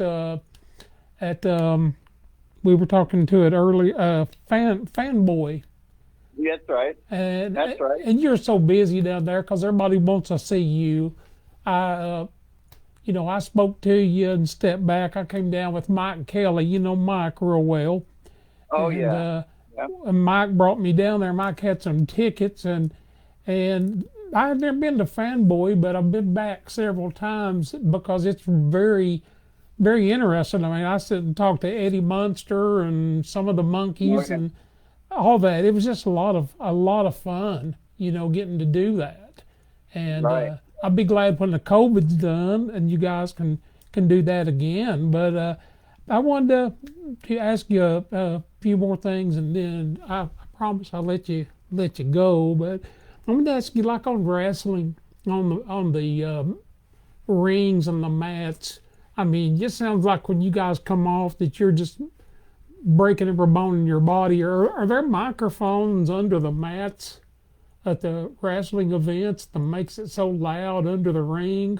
Or I would say I've been in some arenas to which they have, and then I've been in some which they haven't. Okay. I would think most likely the televised pay-per-view events they may. Oh, okay. I don't know if they, but just your regular live event to where you're just going on a Friday night to the wrestling show. You're not going to do that. No. Here's another question. Have you ever slipped in? I mean, after you become Ricky Steamboat and Hall of Famer, have you ever just kind of wandered into any of these little uh, country or county fairs where they're having the live wrestling just to sit and watch and kind of laugh a little at what they do, and or maybe looking and seeing yourself back then? Have you ever slipped in and watched some local wrestling? Yeah, well, I've never ever slipped in, Phil, but I have been to a number of them where the promoter will bring me in to maybe I'll do a seminar class Right. for some of the younger guys there. The day of the show, we'll have a little 2-hour skull session seminar and maybe do some things in the ring. And then, of course, that evening I'll be there to greet the fans and sign some autographs and take some pictures. And I've been brought in to be like a special guest referee for the main event, and then be involved in the match.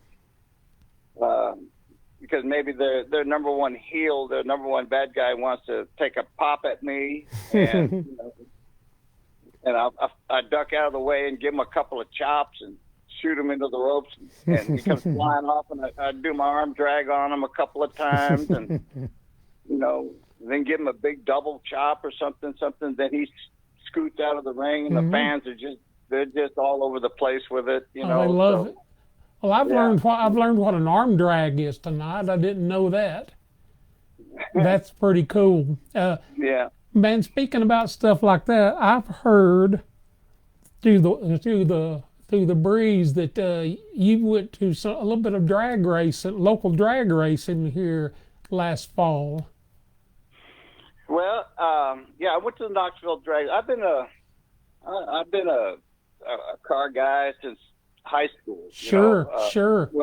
When my dad retired from the military in 1967, he was mechanically inclined type of guy. So he went and opened up a 2-bay neighborhood gas station, and it was just him, and he had an old grandpa working the pumps, and my dad would work the back room. My dad specialized mostly in doing brakes and tune-ups. And it was a neighborhood gas station in St. Pete. And when I got 16 and was old enough to drive, I found myself there, just hanging out and helping, with the gas pump. And then my dad would take me in the back and start showing me stuff, how to tune a car and put brakes on. And then I got into muscle cars. Yeah. And, when I was in high school, I had some Camaros, and I started running at the drag strip there in St. Pete. It was called the Sunshine Speedway. I've heard of that. And I would race there. And then throughout my life as a wrestler, I've had a number of Corvettes. I've had a 911 Porsche. And then there was a number of years went by. I'm going to say probably 15 years went by, Phil. And then I got the urge. So I set my sights and looking at some old muscle cars, or even maybe something current. And I've always been mostly a General Motors guy, a Chevrolet guy. My first car was a 57 Chevy. Man, you had the right one. Well, I'll tell you a story behind that. I was 15 years old, and in Florida, with what they call a restricted driver's license, you could drive a car, but you had to have your parent with you. You were 15. Right. But you could drive a moped or a little motorcycle that was like 5 horsepower. So I had a Honda 50 cc Honda that I was tooling around in. And this was a couple of months before I was turning 16. And I driving down this neighborhood, and I see this 57 Chevy sitting in the driveway with a for sale sign on it. So I go up and knock on the door, and I said, the car was really nice. It was a Bel Air model. It was that 57 turquoise Oh, yeah. color with black and turquoise interior, and it was very, very nice. As a 15-year-old, I thought it was the cat's meow. So I said, "How much are you selling the car for?" He said, "Well, son, I'm asking $50 for it." I ran home. I've been saving my money, and I came back and I gave him $50. Wow. And I said, "I'll be back later this evening with my dad to bring the car home." Sure. So I go home. My dad pulls up from his gas station. He pulls in. And I said, "Dad, I just bought me a car." He goes, "Really? What did you buy?" I said, "I bought a 1957 Chevy Bel Air." He said, "A 57? I said, "Yep." He said, "Those are nice cars. How much did you pay for it?" I said, $50. $50? He says, "Well, let's go get it." And it wasn't too far from the house, a couple miles. So we go there and pull up, and I already got the title, got the keys, and Dad says, "You drive the family car." And at that time, he had a 1963. He had a 1963 Bel Air Chevy station wagon. Mm-hmm. And he says, "You drive the Bel Air home because you're used to driving that." And even though I wasn't 16 yet, but he says, "You drive that, and I'll drive the 57. So he gets in it, starts it up. He backed it out of the driveway. It was an automatic, Phil. It was an automatic. Mm-hmm. What they call two-speed power glide. So he backs it out, and he puts it in drive, and the car just revs up. It doesn't move. Oh, So Lordy. the owner pops his head out, and he said, "Oh, I forgot to tell you that the drive don't work in it." Oh, was your dad able to fix that since he worked on those? Well, I'll tell you, he drove my car. He drove it home backwards. In reverse? He drove it in reverse. How far away was your house? A couple of miles. So he would every time we come to a stoplight or a stop sign. Of course, he's driving backwards. He would turn back around and stare at me through the windshield because I'm following him driving the family car. Right. And so we get home, and he goes, "Let this be a lesson to you today, son, that before you buy a car, test drive it." So What year was that? What year was that, Ricky? Well, I was 15. I was, 1967, 68. Okay. Yeah. So the car was 10 years old, but, I started looking at it and working on it. I had it there sitting on the side of the driveway there, the house, and I got underneath the dash, and there's a lot of wiring that was burnt up, melted. So I started taking one wire at a time and replacing it. And I'll never forget, it was a Saturday afternoon. It was hot. I'm laying upside down. I got my legs thrown over the seat, the front seat, and I'm laying upside down the steering wheel. Hear this knocking on the windshield, and I pull myself out, and there's a man standing there, and he says, "Well, you got a nice 57 here, son. You want to sell it?" I said, "Oh, I just had it a week, sir." He says, "Well, let me look at it." And I said, "Well, I will tell you, for the guy that I bought it from did not tell me," I said, "the drive in it does not work. It only go in reverse." He said, "That's okay. I own a transmission shop." Wow. So he bought it? So he looked at it, and I said, he said, "What are you doing right now?" I said, "Well, there's some wiring underneath the dash that's kind of melted together, and I'm replacing them one at a time." He said, "Okay, all right, I understand that." He says, "Let me make you an offer. I'll give you $100 for it right now." And I just paid $50 for it a week ago. Sure, doubled your money. So he came back with a buddy, and I saw him driving my 57 Chevy in reverse, backwards. Just like your dad. Yeah. I waved goodbye at him as he looked at me the last time in the windshield, and then turned around and started driving it in reverse. Wow. You couldn't do that these days. No, You oh no, know, you couldn't no. do that.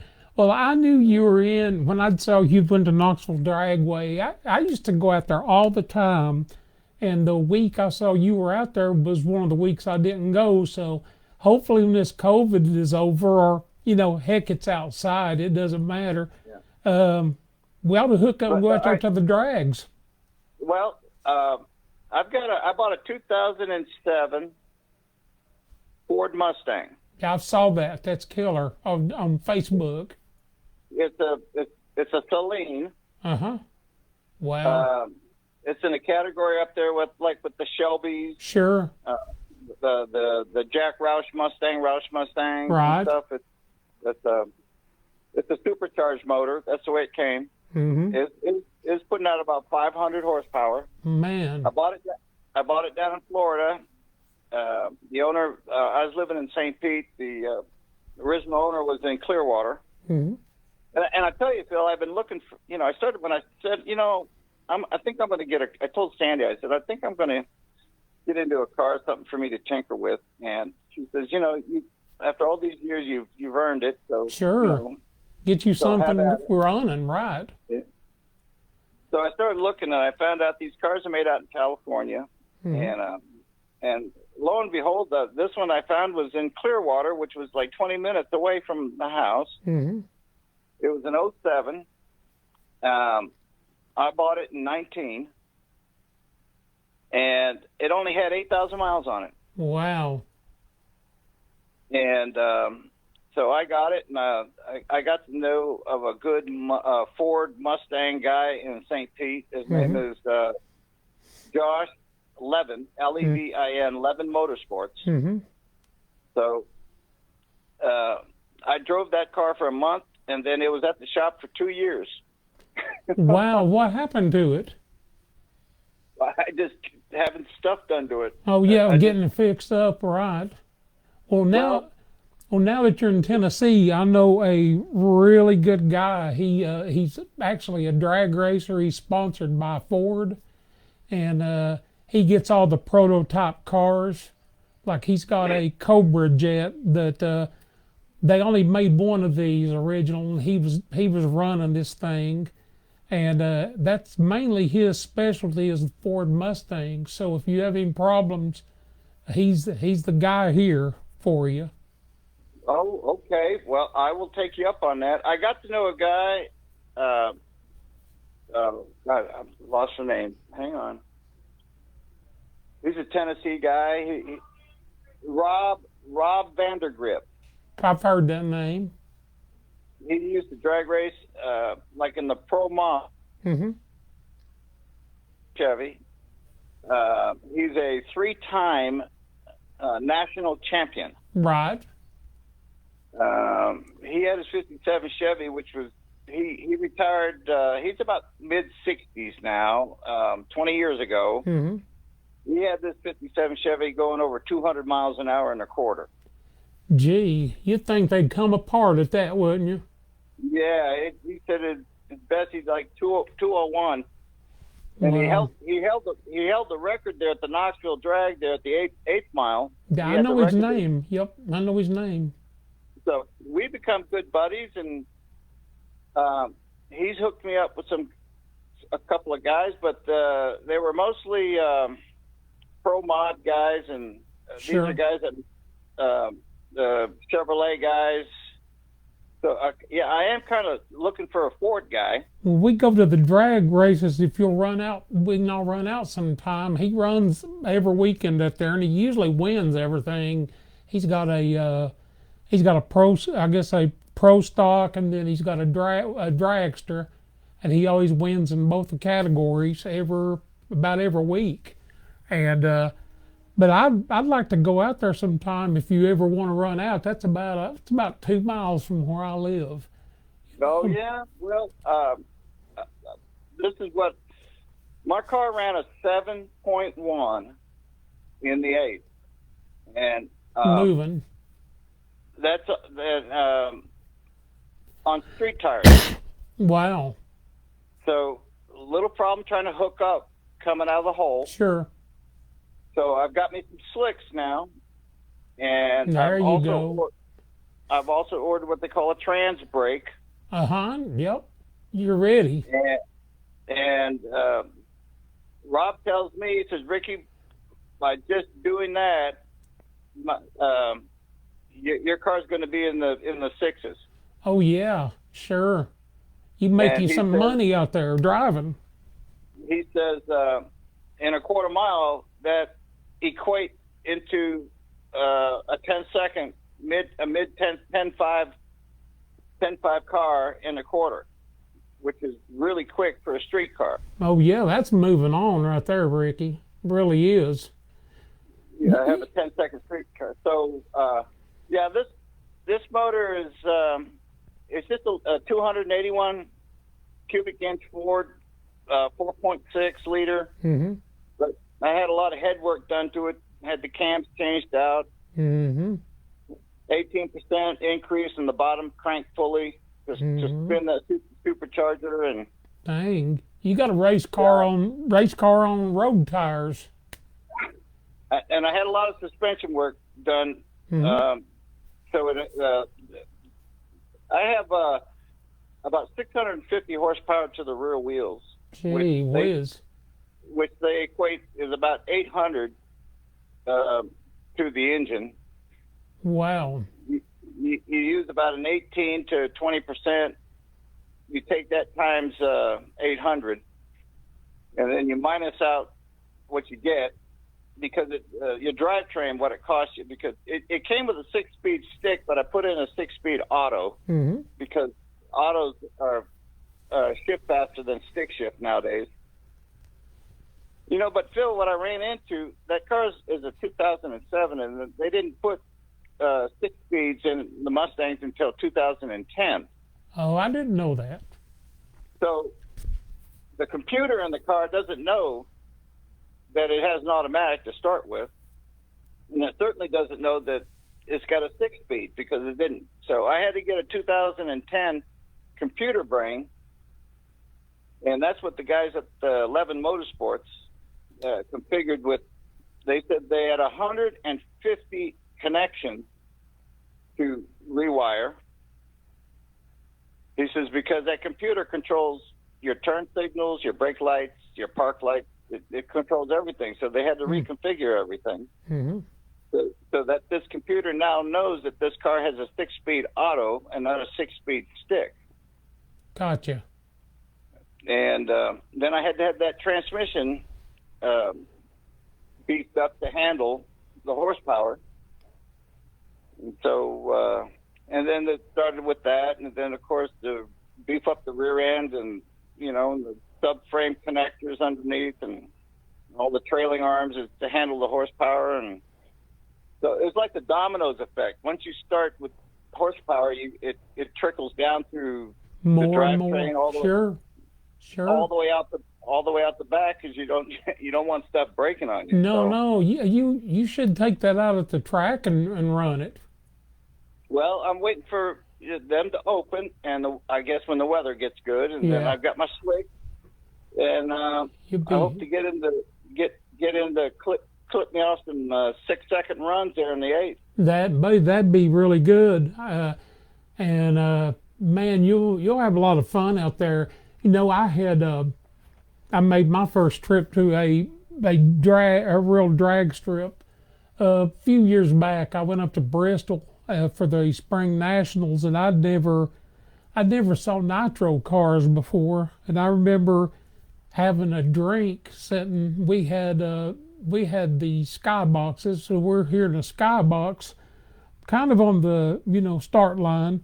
And I remember having because they catered in there, and I have like a plate of food and a drink sitting on this aluminum bleacher. And the first nitro car that came out there, when he gunned it, my plate, drink, and everything went straight up in the air. And I'm a good 300 feet away. And it just blew me away what kind of power and what kind of sonic speed comes off of those cars when they take off. It's amazing. Amazing. Yeah. But while we're talking about drag racing, I'm going to tell you a good drag racing story you'll appreciate being from Florida. We were playing music down in Ocala, so you already know where this is going. Yeah. I called down into Don Garlett's museum, and I'd never been, and I asked if Don, was ever down there, and the girl told me, well, he's down here today, so I went down there, and it's kind of like, going after him is kind of like going to see you, it's a big deal.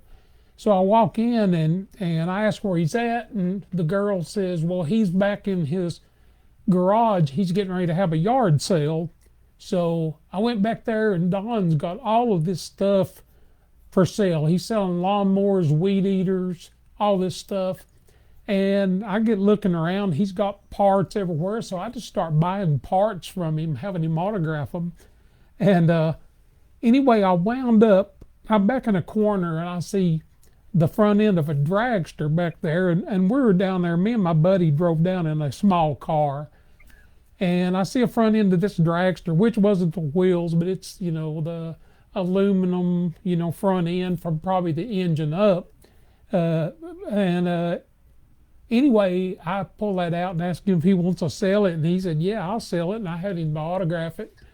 Anyway, I take this back in this little rental car.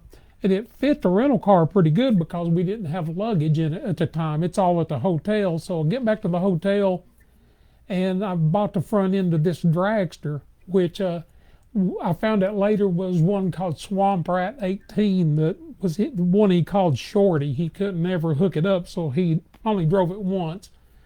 So I've got this, and we start bringing luggage out, and then we start bringing instruments out. We just don't have room for this stuff. So I've got this dragster front end, and I stop at a truck stop, and I get some bungee cords, and we bungee it onto this rental car so we can get all of our instruments in. And it's a really small rental car because they were kind of out. I think it may have been it was a little bigger than a Geo, but it was small.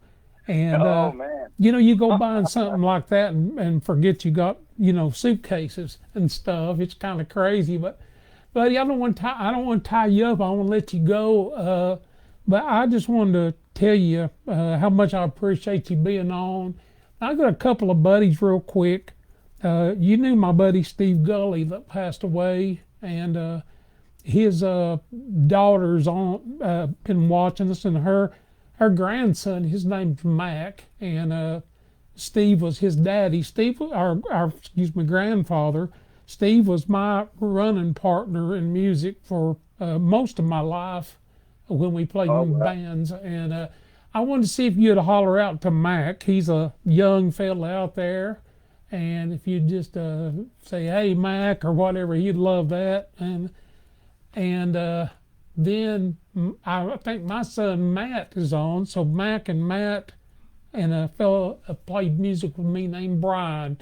If you'd holler out at Mac, Matt, and Brian, I would appreciate it.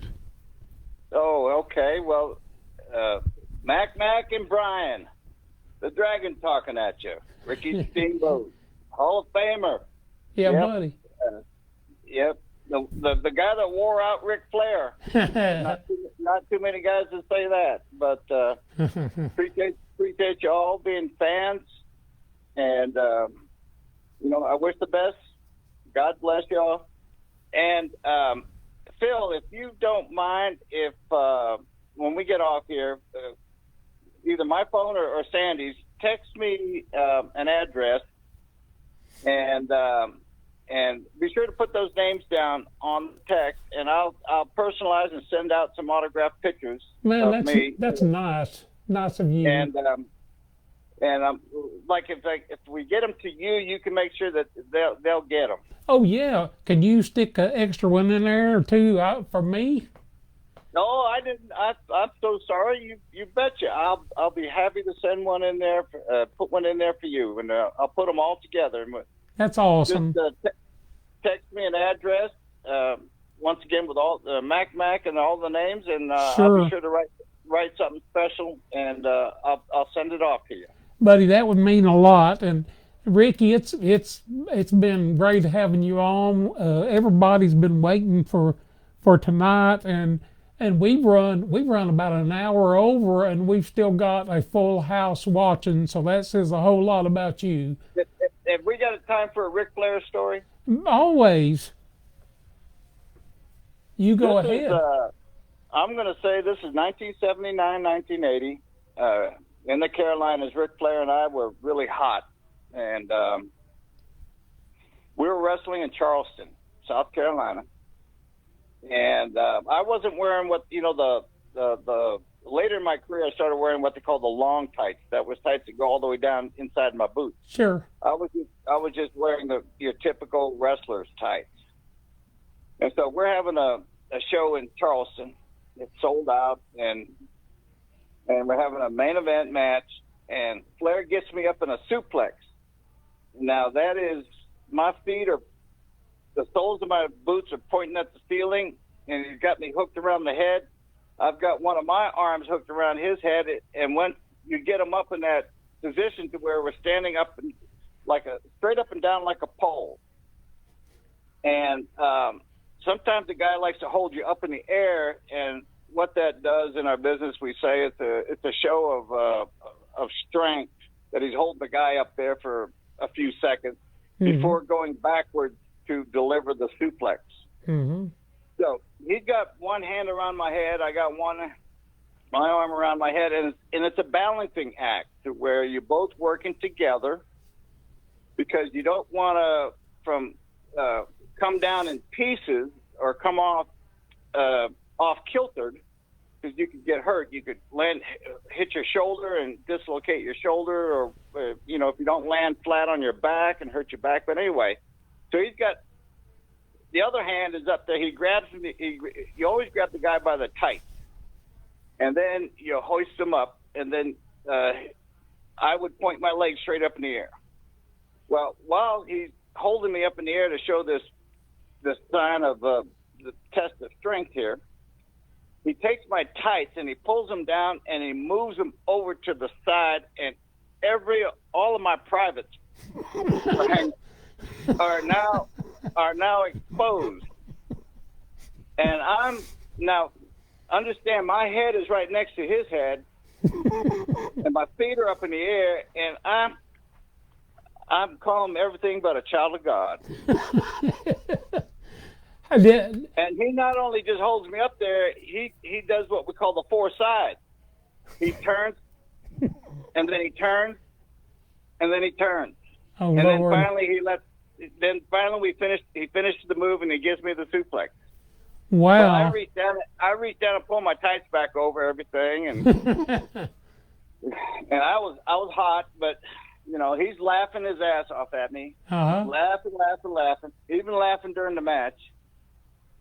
And so after the show, we dress in that building. The locker rooms are the heels dress on one side, the baby faces dress on the other. So you never really get to talk to the guy. Sure. But you didn't work with that night. But so I leave the building, and everybody has their pit stop.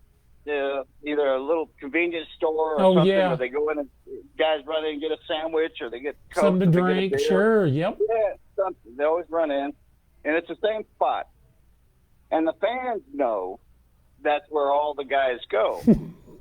So there's a bunch of fans there. So I pull up, and generally the rule of thumb is that if you pull up and the guy that you just wrestled is in the store, you drive away and go find another store, because you don't want to be seen, right?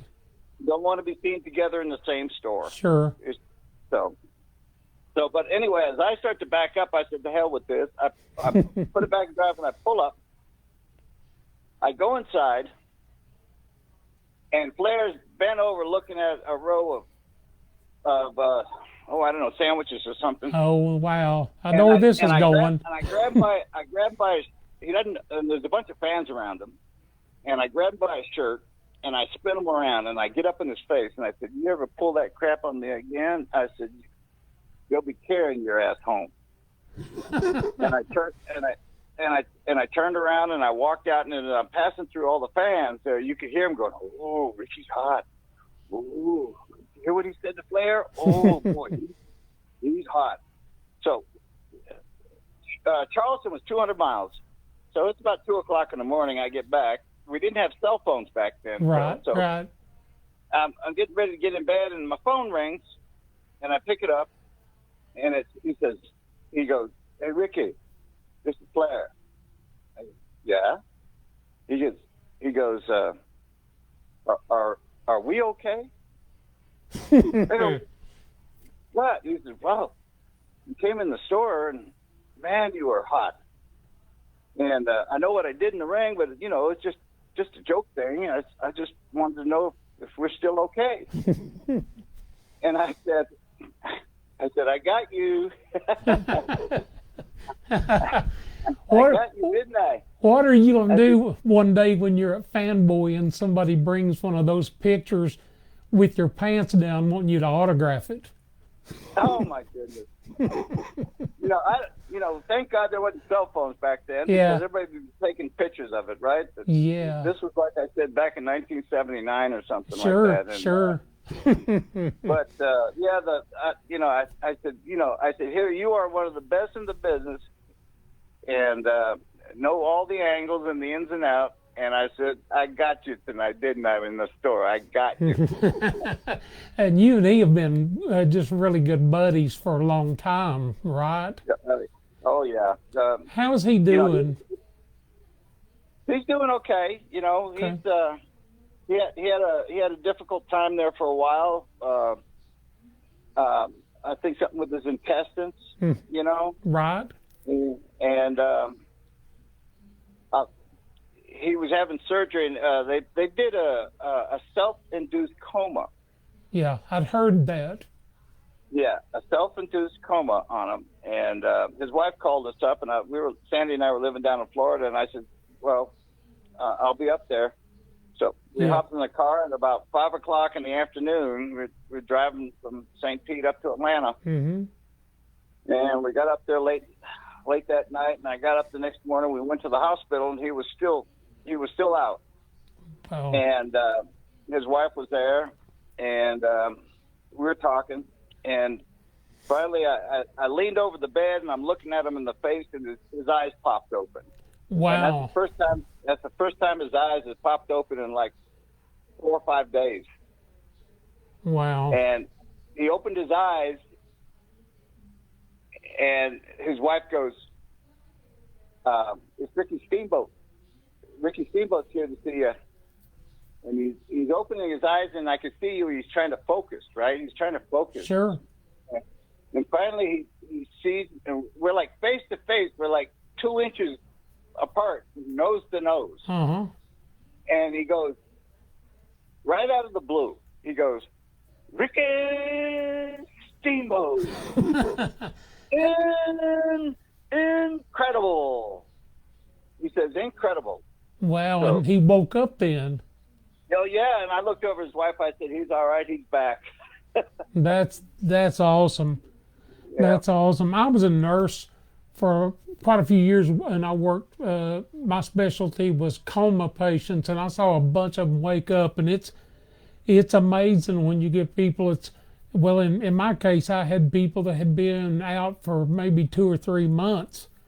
Oh, wow. And they come back, and you call their families, and their families walk in, and it's unreal, but I'm glad he's doing good. I knew he had a bad run there for a while, had been doing good and stuff, but buddy, I appreciate you tonight. I don't want to keep you any longer, but I'll send you those addresses, and I know everybody tonight has really had a good time hearing stories, and just things that as violent as watching pro wrestling is, it's good to know that you guys still, even at that, have a brotherhood and a friendship and respect for each other, and aren't mortal enemies going in to kill each other. I know that that's part, but it's good to know that when it's all done, that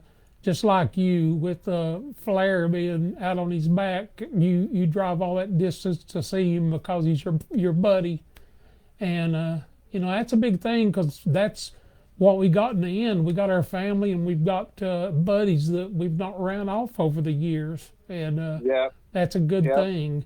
But he taught me so much because when I came into the Carolinas, he was already a main event guy, and once again it was like on the job training, back to school, and he would he'd whisper stuff in my ear and do this, don't do that, no, don't do that.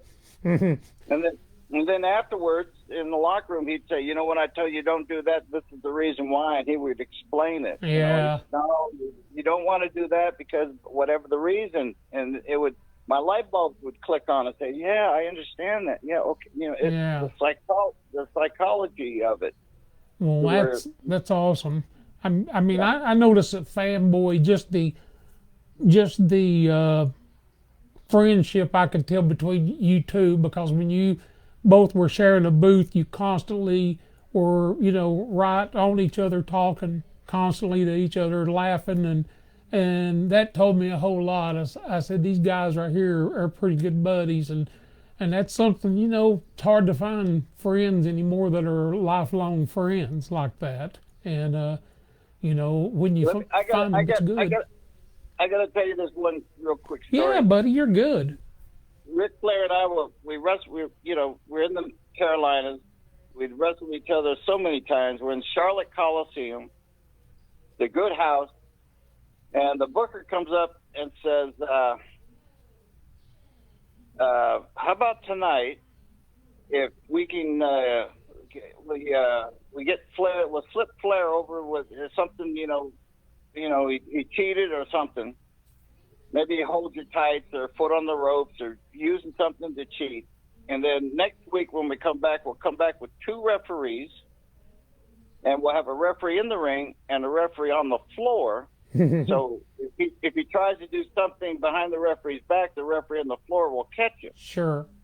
That was always a good angle, the fans will say, okay, well, Ricky's got a chance now because there's another pair of eyes on the floor watching the match. Sure. So we said, well, how long do you want us to go? And he said, back then, still, all the main events had 60-minute time limits. Okay. And he said, 20, 25 minutes, it would be good. So we go out there and we have our match. And anyway, I said, well, how do you want to do this, play? He said, well, when the time's right, he says, make your comeback on me. And when you see me drop to my knees in the corner begging you off, charge me. And I'll sweep your legs out from under me. I'll tell the referee to get down and count. And when he gets down and looks at your shoulders, I'll put, use them as like leverage. Oh, yeah, okay. And that's all it said. And so we went out and have our match in about 20 minutes. The timekeeper goes, 20 minutes gone, 40 minutes remaining. I said, okay, you ready to go? In other words, for me to start my comeback, and we do that finish with the split up in the corner. And he goes, not now. So 20 minutes goes, 25, 30 minutes goes by. And I said, about now? Not yet. We're in the 45 minutes. I said, Flair, 45 minutes. The booker said 20, 25. He said, not yet. Wow. 50, 55 minutes, 56, 57. Now, 57, 58, customarily, when you get up there close to the 60-minute time, the fans automatically start to think, oh, they're going to wrestle to a draw. Right. Because, the announcer, 3 minutes left, 2 minutes left. I'm starting to panic. And after about 1 minute to go, I said, Flair, how about now, asshole? How about now? He goes, start your comeback, Ricky. So I start my comeback, and I'm trying to pin him every inch of that ring, all over, up and down. 30 seconds remaining. You hear the announcer. 15 seconds remaining. 10 seconds. 9. He's counting down, right? Right. Finally, Flair drops to his knees in the corner, and he's begging off. And I'm like, oh, my God, we got less than 10 seconds. So I rush him. He sweeps my legs out. He tells the referee, get down and count his shoulders. And as the referee starts to count, 1, 2, 3, the announcer goes, 6, 5, 4, ding, ding, ding, ding, ding. There was only a couple seconds left on the clock. Jeez. And the fans, all of a sudden, there was a big hush come over the crowd because everybody thought we were gonna wrestle to a 60-minute to a draw. Right. And you look up at the clock, which was in the Charlotte Coliseum in the middle, and it was the big scoreboard clock that it hangs down in the middle that they use for the basketball. Sure. And it shows like 2 seconds left on the clock. And there was a big 10,000 people, just a big hush come over the whole crowd. And Flair rolls off, and I'm laying there on my back, and he's laying there about 5 feet away from me, and he's going, listen for it, listen for it, listen for, and just as he said that, the crowd said, you know, good cheater, you know, all of a sudden they just roared. And as he's rolling out of the ring underneath the bottom rope, he looks at me and he goes, we got him, kid. We got him. And he's going back to the heel locker room, and he's hunkered down because everybody's throwing everything that you can imagine at him. Oh, yeah. So I go to the locker room, and the heel's dressed in another locker room, so I cut around the back of the Coliseum through the back corridor, and I'm going into the heel locker room, and George Scott, the booker, is giving Flair the 9th degree. He said, who do you think you are? I told you to go 20-25. Did you see there was only 2 seconds left on the clock? Are you the booker now? Who do you think you are? And then the booker saw me coming in the locker room, and he said, Steamboat, yeah, you two, get over here. What the hell are you two guys doing out there? I didn't say a word, Phil. I went over to the heel locker room door, which led out to the building. I opened up the door, and I stood behind the door. And the people were still screaming. And I looked at the booker, and I said, George, they're still roaring out there. They're still roaring. And I shut the door, and I walked out of the room. we came back the next week with the 2-referee deal, and we sold out the building. Wow. Well, that's a great story right there. You know, well, you gotta leave them wanting more, you know. And oh, yeah, but the guy, Flair with his psychology and the timing. Oh, yeah. Unbelievable. Oh, no doubt about that. No doubt about it. Well, you guys, I know that, Sandy had told me, I asked her, today about certain wrestlers, and she told me, I gave her some different people, and she said, oh, don't talk about that one. And I took them off the list, so I won't mention which ones.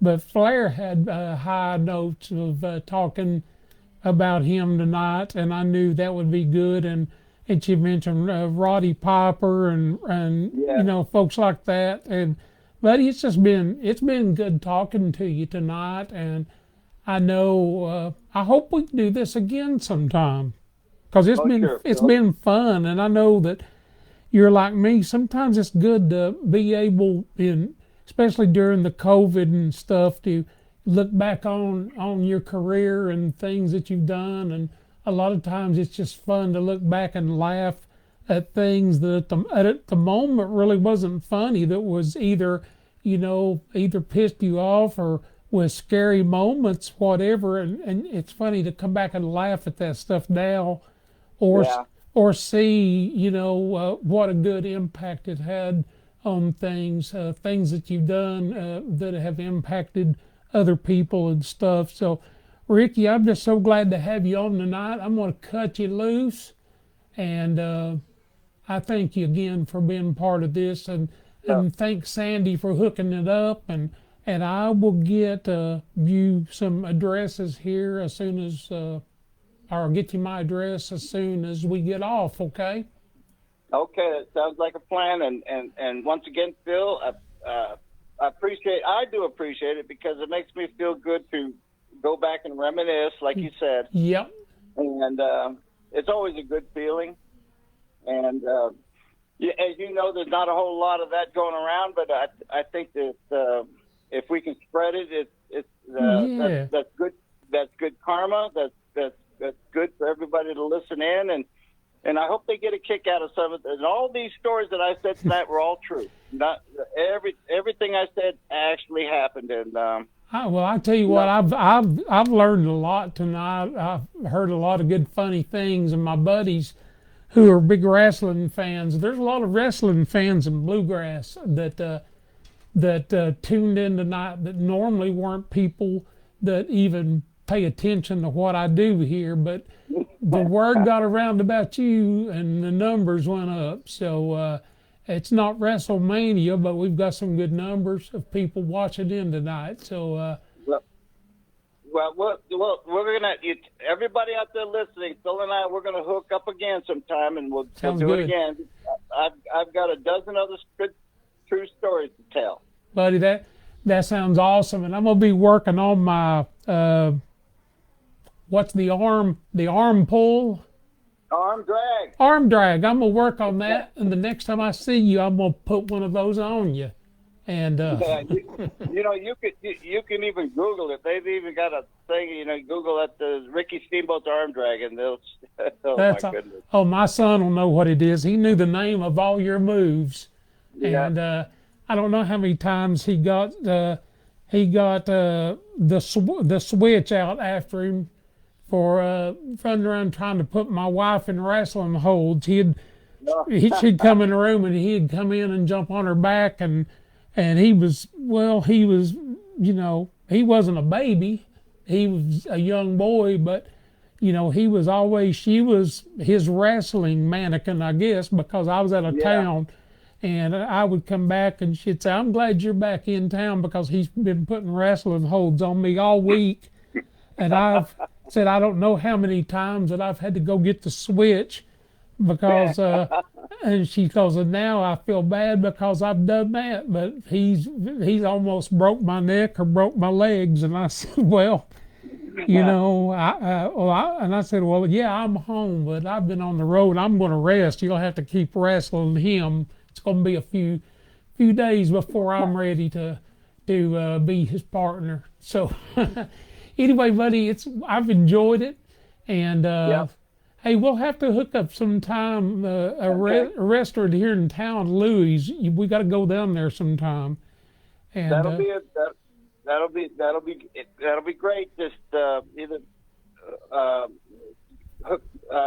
get with Sandy or put it on my phone or something, and we'll do it. Oh, that's good. And I've got your number now where you called in. I hope that's okay. I won't share it with anybody. Okay, yeah, you got it now. All right, buddy. You have a good one, Ricky. Thanks so much, okay? All right, Phil. Thank you. All right. Bye-bye. Bye-bye. Well, everyone, I know we ran over tonight, but it was worth it having Ricky on the line with us. And I just wanted to thank everybody for hanging out so long. We've had a lot of viewers, and Ricky is, like I said, you've watched him throw people around and all that, but he's a good guy. And it's good to find out that your heroes are good folks. And I've had experiences over the years where I had people that were my heroes, and I went to meet them. And when I did, it was like a situation like I wish I hadn't have met those folks, because I don't think the same about them anymore as I did before I went up to meet them. And that happens a lot in music. You run up to somebody that you really look up to, and you bought all their records, and they turn out to be a jerk. And, Ricky, if you're talking about music and stuff, we're talking in wrestling. I mean, this is, wrestlers like Ricky, he's performed in front of Super Bowl-sized crowds, and still a very humble guy. And that's always good to know. That's what I want on my show here is people who are nice, people who are humble, and we've got a lot more. I made a list of people I want to get on the show. I've wrote down about 50 people between bluegrass and other forms of entertainment like we did tonight, but a lot of bluegrassers, a lot of country musicians, a lot of country singers and stuff. We're going to have them on the show as time goes. So anyway, I'm going to scoot on out here tonight. Thanks for everybody. The called in. I'm going to hit some of the call-ins here real quick. Brian Turner wrote in. He's said he has a pretty mean elbow drop. I'm sure he does. Stuart Warwick like that. And Alan Bobby. I'm glad Alan tuned in tonight. And Debbie Cantwell, good friend of mine. Glad to have her on. Carl Town said the circle spin and a roundhouse kick to the non-Tennesseans. Lots of laugh. That's pretty good.